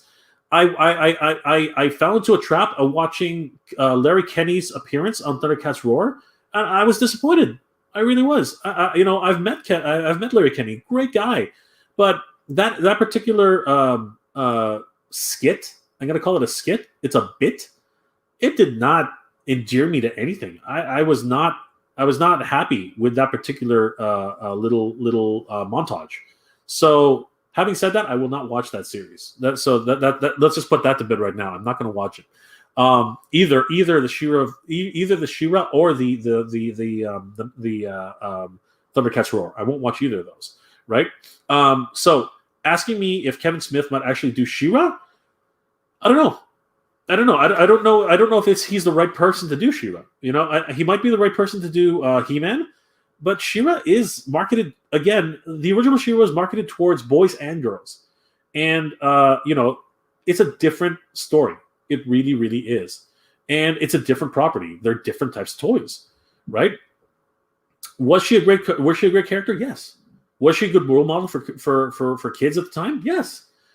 Is it a property which I want to see return to the big screen? Absolutely. The small screen? Absolutely. I would love to see her in the big screen. Is Kevin Smith the right person to do it? I have no idea. I really don't. I don't know. I haven't even seen him do Masters of the Universe. He might not. He might do a really great job of Masters of the Universe. He might do a crap job of Masters of the Universe. That remains to be seen. Right now, as far as I can tell, the Masters of the Universe property is so strong. The fact that it has 3 upcoming toy lines, all in succession to each other, existing at the same time, is a testament. The fact that it's lasted this long through direct mail or through direct orders from MattyCollector.com, picked up then again afterwards by Super 7, reincarnated with the original versions through Super 7, the actual 5.25 inch figures. Sorry, 5.5 inch. Figures of their classics line, of their retro line. It's obvious that people want this property. It's obvious that people are in love with this property. It's obvious that I'm in love with this property. And now we're getting an adult collector version again with the Masterverse. And with these rumors circulating that Mattel actually might lose the overall rights to the series, which is kind of interesting. I've caught Spectre Creative's take on that. I find it interesting. I'm not even sure if it's, I take everything he says with a bit of a grain of salt. You know what I mean? Like, I believe what he's saying. I don't disbelieve it. But at the same time, things change. If you're not in the industry anymore, and if you're not an executive at that particular company, you can only say what you know up to a certain point. So I don't know if Mattel is going to lose the rights. That actually has never been advertised, and that's never been exposed, right? This seems like people keep talking about it, but I guess we'll see come the end of this year, right? So we'll see what happens. But in terms of like a She-Ra show, yeah, I don't know. I don't know if Kevin Smith is the right person for it. Am I a Kevin Smith's man? I like his movies. I love Dogma. I thought Dogma was a great film. Jane Silent Bob, it was fun. Clerks, yeah, I like Clerks. It was fun. You know what I mean? Mallrats, never really watched it. I like his sensibilities. I like what he does with his characters. Chasing Amy, that was fun, right? But am I an overall fan? Not really. I'd say I like his films, but I'm not a diehard fan.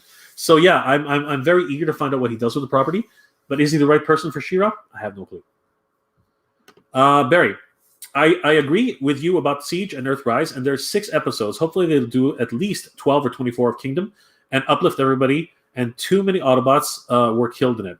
So I'm hoping that Rat Trap is the same loudmouth, ball-busting guy that he is in the original show. He really was the comic relief in there. I'm hoping Waspinator gets blown up more than once. I think that's always a fun thing.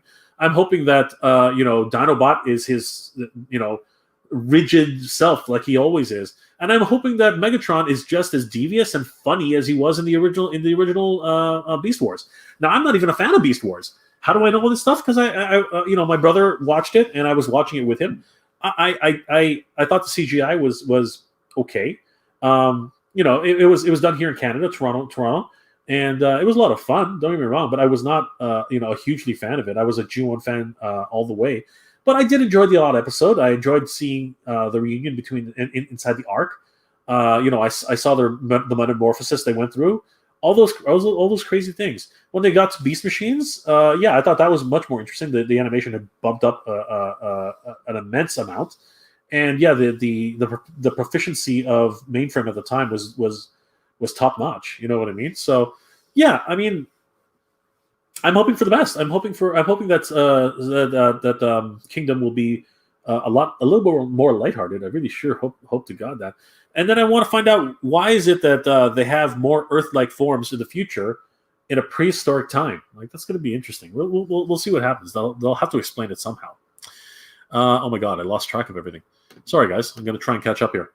Adam, Mattel also said He-Man and Skeletor Wave 1 will be released with full power swords, which is so great, and with vintage heads. So I wouldn't mind a re-release of these guys. I think that would be really cool with vintage heads. I think that would be really neat. Classic Skeletor, classic He-Man. But at the same time, I really would like to get the Lords of Power versions of those two characters as well. I think they should complete the Lords of Power line. I think that they should have Lords of Power He-Man, Lords of Power Skeletor, Lords of Power Man-at-Arms, and Lords of Power. They have already confirmed Lords of Power Beastman. So I think that would be really cool. So yes, I am very excited about that. And of course, I'm all in. I'm picking them up regardless. Cerberus84. Hey, Cerberus. Welcome to the stream. Good to see you. I love the Origins line. My kids are having a lot of fun with the figures and Castle Grayskull. It's been a lot of fun seeing them get excited for Motu toys. That's awesome. I can only imagine the joy that it brought my parents to actually bring home a toy every now and then and just see me just go gaga over a new figure. I also did see them having to count their pennies, and that always broke my heart. But I do know that parents live for their kids, and Cerberus, I think you're raising your kids right. I think that that's amazing that you're sharing your childhood with them, and that you guys are able to share in that joy. So you know what, my heart goes out to you, man. That's awesome. I love the fact that you guys are able to share something like that. That's so sweet. You're raising your kids right, Service. You're raising them right. TF Path page. What's up, man? Good to see you, brother. Can't stay, but wanted to say hi. Thank you so much. Your support means the world to me, TF Fan page. Thanks again. Jermaine. Hey, Jermaine. Good to see you, brother. How's it going? Any good pickups this week? Just was out hunting for Major Blood at Target. No luck. I'm going to try again Tuesday morning, and I heard May 18th the street date is the street day release.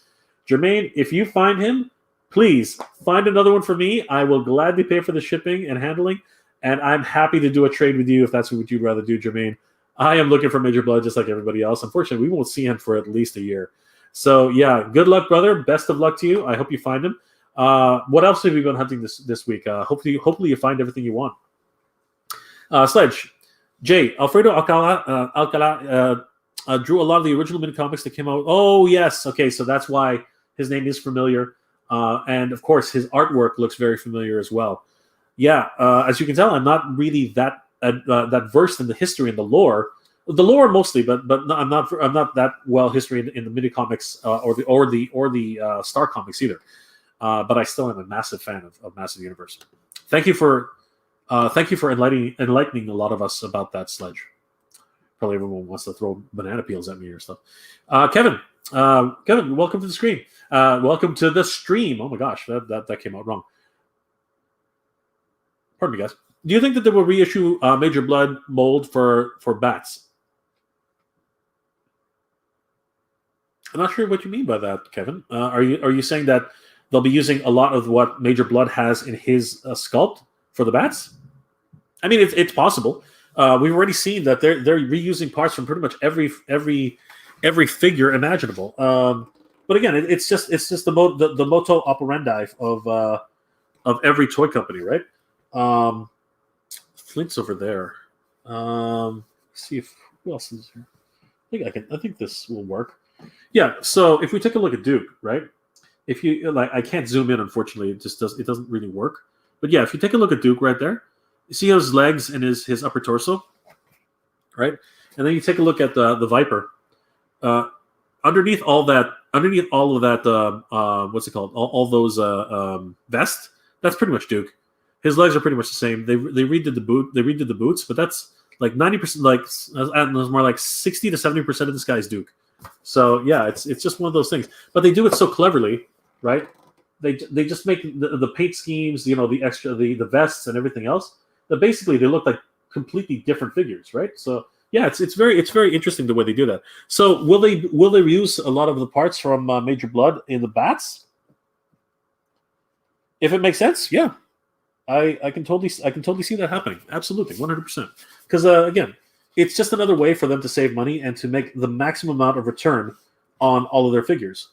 And as a business, that just makes absolutely the most sense. Now, are the bats going to look awesome? I sure as hell hope so, because I would love to start army building bats. Battle Android Troopers. What does the S stand for again? Somebody remind me. Is it just Troopers with the S? Because that would be disappointing. Radical Toys. Wave 6 is by far my favorite wave of Motu, aside from Wave 2. I'm loving Wave 6. You know what I mean? So a little here's something. I'm going to be releasing another short for you guys. But check this out, guys. I think Adam got the one up on me with this one.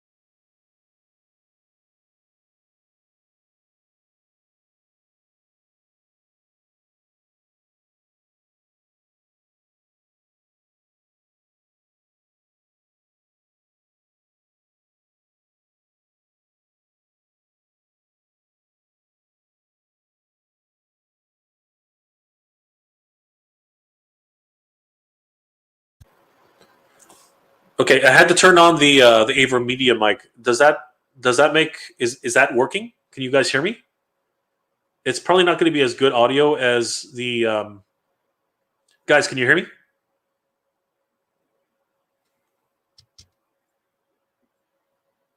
Can you hear me? Okay, it's back. Okay, cool.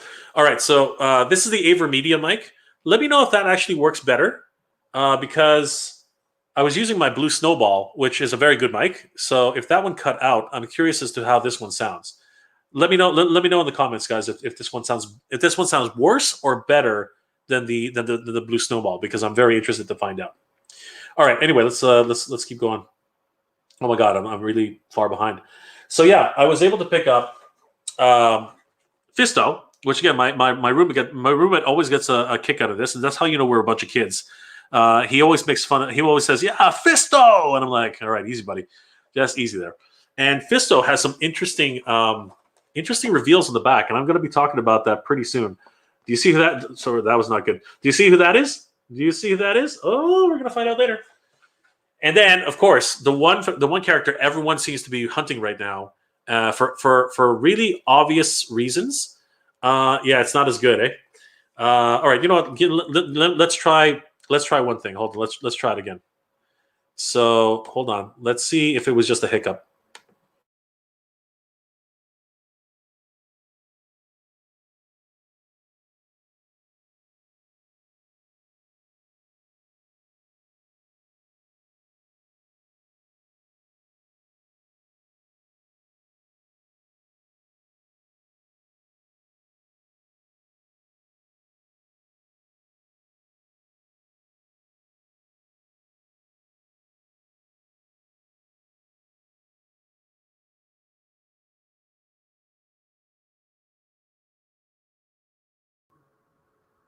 How about now, guys? Can you hear me?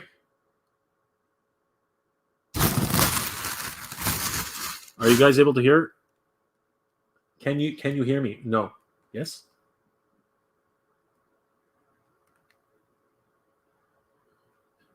Guys, can you hear me?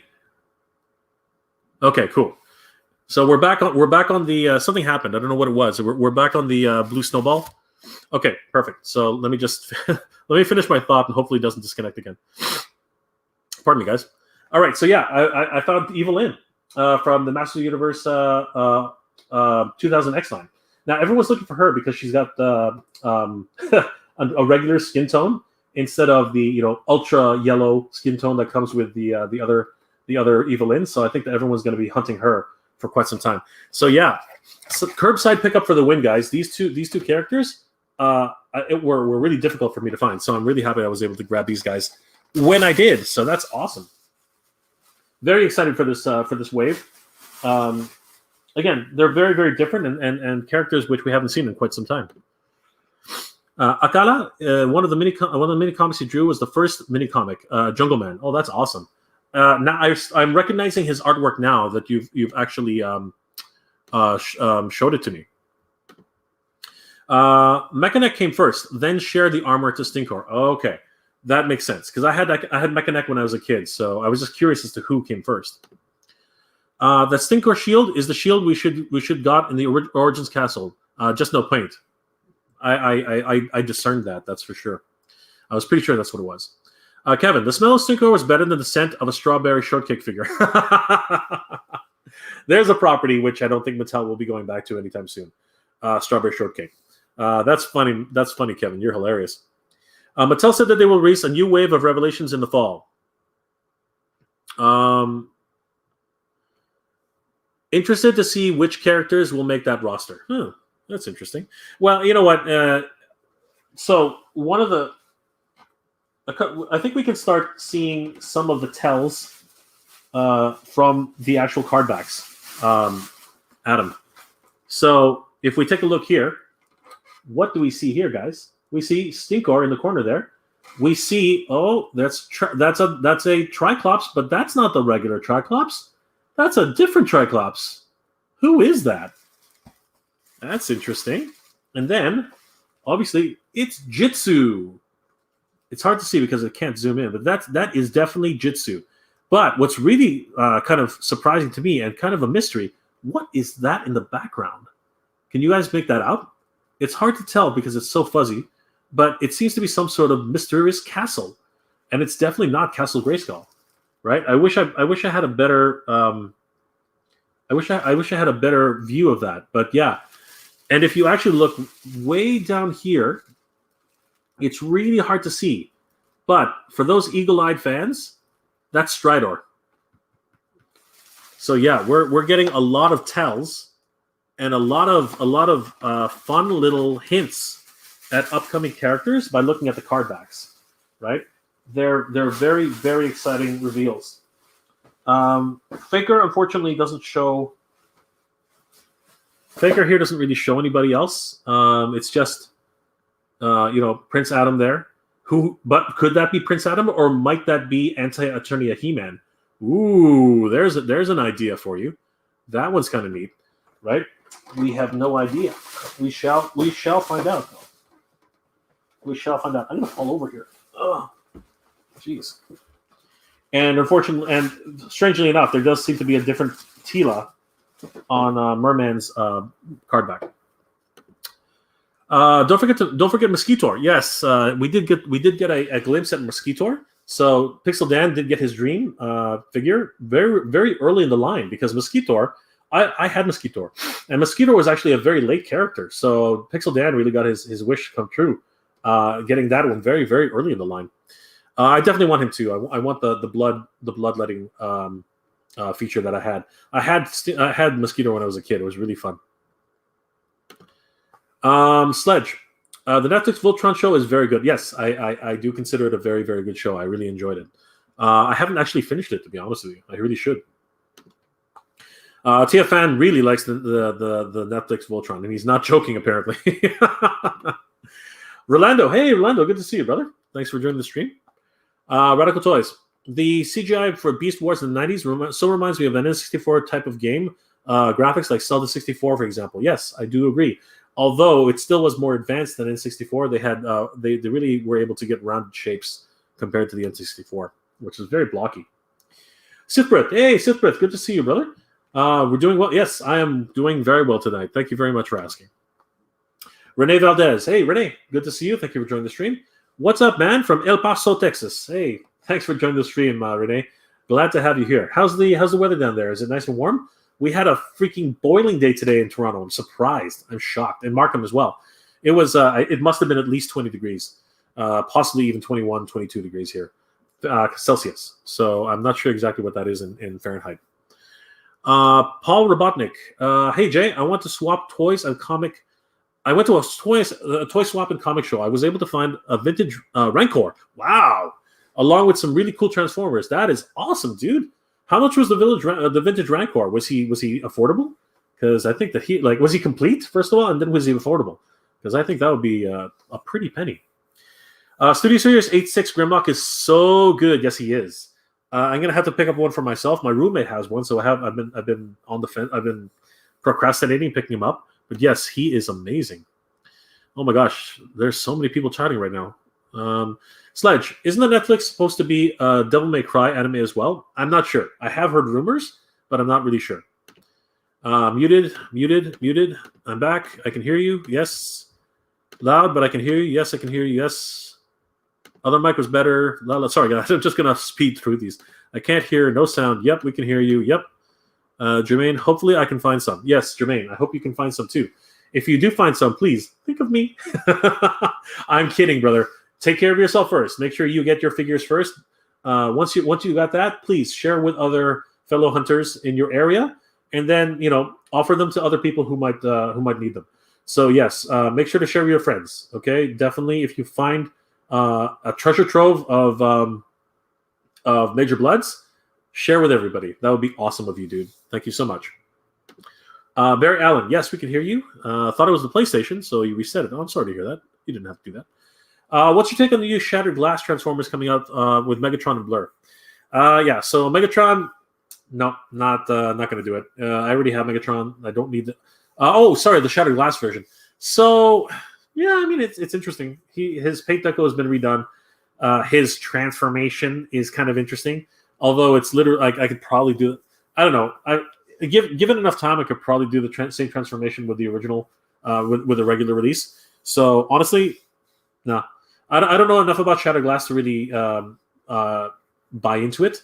That actually would be a very good question for TF Pan Page 101. If you haven't been to his channel, Barry, definitely go subscribe to him. I think he's got a really good channel and very good insights on that. Sledge, he says good night. Sledge, before you go, just really quickly, I did want to say since we're very close to the 2-hour mark, guys. Once again, I want to dismiss. I want to say thank you again to everybody who's helped to support this channel. You guys are the best. This community has been so good to me. Thank you for that. We've almost reached 4,000 subscribers. I'm very close to that milestone. I can't believe that after almost 5 years. I think it's coming up to 5 years. I could be wrong. But after so many years, I've almost reached 4,000 subscribers. This is a dream come true. You guys have helped. Every single one of you guys have helped to make this happen. You guys are the most amazing community ever. Thank you once again for being part of this community. I did want to say that this is definitely the community which I want to give back to, and because of that, I wanted to make an announcement that at 4,000 subscribers, much like I did at 3,000 subscribers, I'm going to be doing a toy giveaway. It's a really exciting time for me to be able to reach 4,000 subscribers, guys. And and I want to be able to give back to this community that's been so grateful, that's been so good to me in so many ways. And one of the ways I want to do that is by giving away toys. And one of the things I wanted to give away, guys, is definitely a Cobra coil and Baroness. This is one of the giveaways I'm going to be giving away when we hit 4,000 subscribers. As a matter of fact, I found enough of these that I want to give away 2 of these. So I want to give 2 of these away during my 4,000 subscriber celebration. You guys have been so good to me. I want to give back to the community. So I'm giving away 2 of these Cobra Baroness Cobra coils. I'll also probably be giving away, a couple of vintage Star Wars figures, probably a Lady J and a Flint figure, probably some Masters of the Universe figures. Guys, I really want to give back to this community that's been so good to me. You guys are the best community ever. Thank you so much for helping me to reach my milestone of 4,000 subscribers. It's going to happen pretty soon. You guys are the best. And of course, if you want to be able to have a chance at winning this particular, or this and the other figures that I'm going to be giving away at 4,000, be sure to like, subscribe to my channel, share my channel with other people so that they can like and subscribe and get in on this wonderful giveaway. Guys, I love the fact that everyone here has been so supportive to me and this channel. I love the fact that we all share our love of toys, our love of anime, cartoons, 80s nostalgia, and of course, geek culture together. This has been a dream for me. I didn't think that when I started this channel that anybody would be listening to me at all. And now I do live streams twice a week and communicate with each and every one of you. Have a great time doing it. Learn more about what you guys like to collect. And I really have to give back to this community that's just been so wonderful for me. And then, I've met so many great people here online and in person in a lot of ways. So yeah, this is going to be a huge for me. I hope you guys will enjoy that. And guys, please, as always, make sure to like, comment, and subscribe. The actual full video on how you can enter the giveaway for the 4,000 subscriber giveaway. I'll be doing a full video on that, obviously. And please be sure to share that with everybody out there so that they will have the opportunity to get in on this wonderful giveaway. Guys, I want to thank each and every one of you again for the contributions that you do to the community here at MJR Retro, MJR Collector. You guys are the best. And I wanted to try and get Sledge before he went to bed. Guys, I really appreciate this community, and I really want to give back to you guys. Thank you so much. Thank you ever so much. So we're almost at 2 hours, and I just wanted to let everybody know that so that I know people are dropping off because it's getting late. It's on a Sunday night. Wanted to make sure that everybody knew exactly what I was going to be doing with this giveaway. There'll be an official announcement very soon. And with that, I'm going to go ahead and read off some of the last comments for tonight. Jermaine says, I picked up this weekend Unmasked Thomas Wayne, Big Vad Vader. Oh, yeah. And a Tusken Raider. Congratulations, Jermaine. Those are great pickups.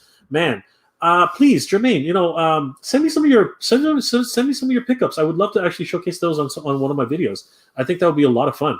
Guys, if you are interested, please do share some of your pickups with me. I would love to actually put them up on some of my videos. I think that I want to share that joy that you guys have with picking up toys. I want to share that with everybody else. I think that would be great. Radical Toy says that bareness is mine. It could be yours, Adam. 100%. Already ahead of you. I shared this video on to my Twitter. Excellent. Thank you, Adam. Really appreciate it. Sean 8, that's awesome. Have a good night. Cheers, bud. Well, Sean, you don't have to worry about it. I'm pretty sure. But good night, my friend. If you want a chance at winning another one, please let me know. It's gonna be a fun giveaway. Zombie Night Hero. Hey Jay, love the content. Could you explain the difference between your two channels? So yeah, that's the funny thing about that. So originally, my first channel, MJR Retro, it was not meant for toy collecting. It was actually a channel where I reviewed geek culture, particularly anime. Anime was a big thing for me. It still is a big thing for me. And retro anime, for specifically classic anime. So I have always wanted to go back to that with the original channel. But I still wanted to do my toy hunts, and I still wanted to actually have an active presence in the toy community. So I created MJR Collector to sort of parlay that and move it over to another channel. It actually ended up being that both channels started doing extremely well. So yeah, I basically have kept both of them going. I've always wanted to migrate over to MJR Collector for the collector community. Unfortunately, a lot of the Master Universe discussions have started moving over to MJR Retro. And as everyone knows, my number one favorite toy property is Masters Universe. So I've been doing a lot more discussions on Masters Universe there. That's not to say that we don't have good discussions here on Masters Universe. It's just that that's what's been happening. So I hope that helps clear that up. Eventually, I will migrate all the toy collecting over here. It's just that the MJR Retro is now growing much faster than MJR Collector for obvious reasons. But as soon as MJR Collector hits a certain threshold, I think I will actually open up the number of subscribers I have here and then see if that actually starts to increase, and we'll actually migrate all of my efforts for toy hunting over to this side.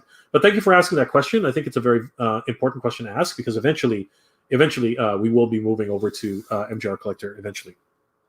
I also did want to say, guys, before I close the stream, that I am still doing a lot of toy trades, and I do have a lot of additional action figures, which I do want to trade with everybody who's interested. So if you're still looking for a Baroness and Coil, please hit me up on my Instagram, MegaJ Retro, because I actually did, and actually was very fortunate enough to pick up a few of these guys, and I really want to be able to give back to the community. So I love doing that through trades. I really don't like selling these figures. It's not my thing. I'd rather trade for figures which you already have and make it, a fun experience for all of us. So yeah, guys, if you're still looking for a Baroness Coil, or perhaps, a Grogu and Child, maybe some other figures that I happen to have lying around, please let me know what you guys are looking for on my Instagram account, MegaJ Retro on Instagram, and I would love to be able to trade with you guys. I've met some really great individuals doing trades, and now we're chatting on a regular basis. I love helping out fellow hunters and fellow collectors. Guys, it's one of my passions. I love doing it. And if you guys, again, want to support the channel, if you are able to, I do have a Patreon account. And of course, please do visit me on my Instagram account, instagram.com/MegaJRetro. All right.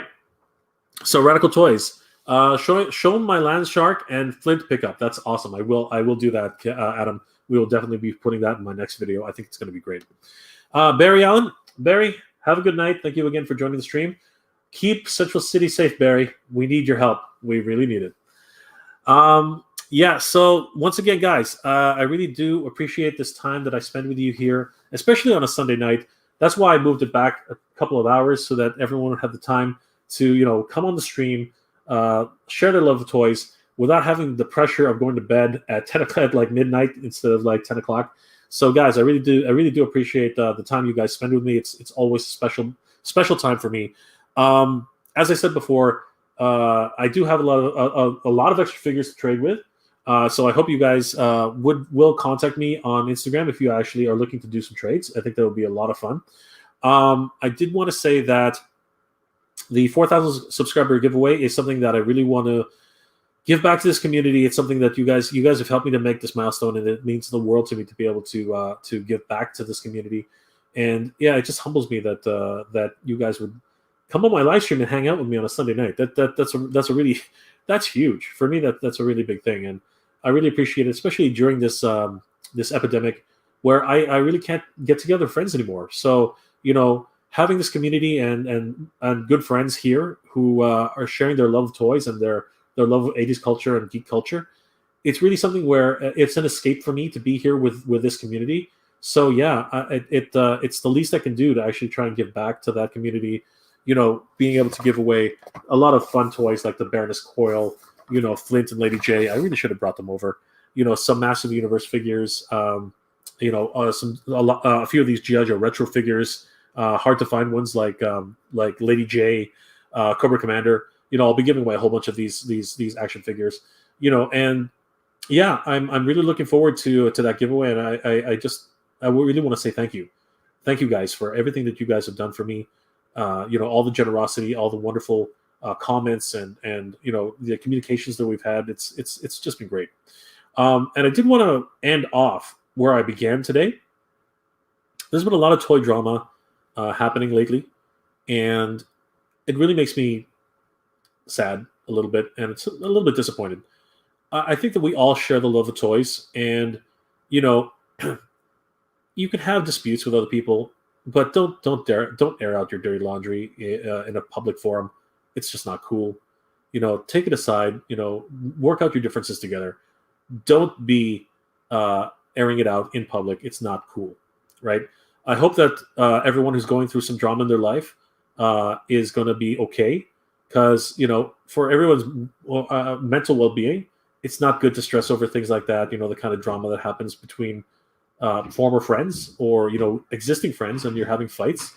It's tough, man. It's tough. And you know what? I hope that everyone is doing well and staying safe, and I hope that everyone, especially in this difficult time, has other things to distract them instead of toy drama. That's crazy. These toys are supposed to give us joy. These toys are supposed to give us that escape.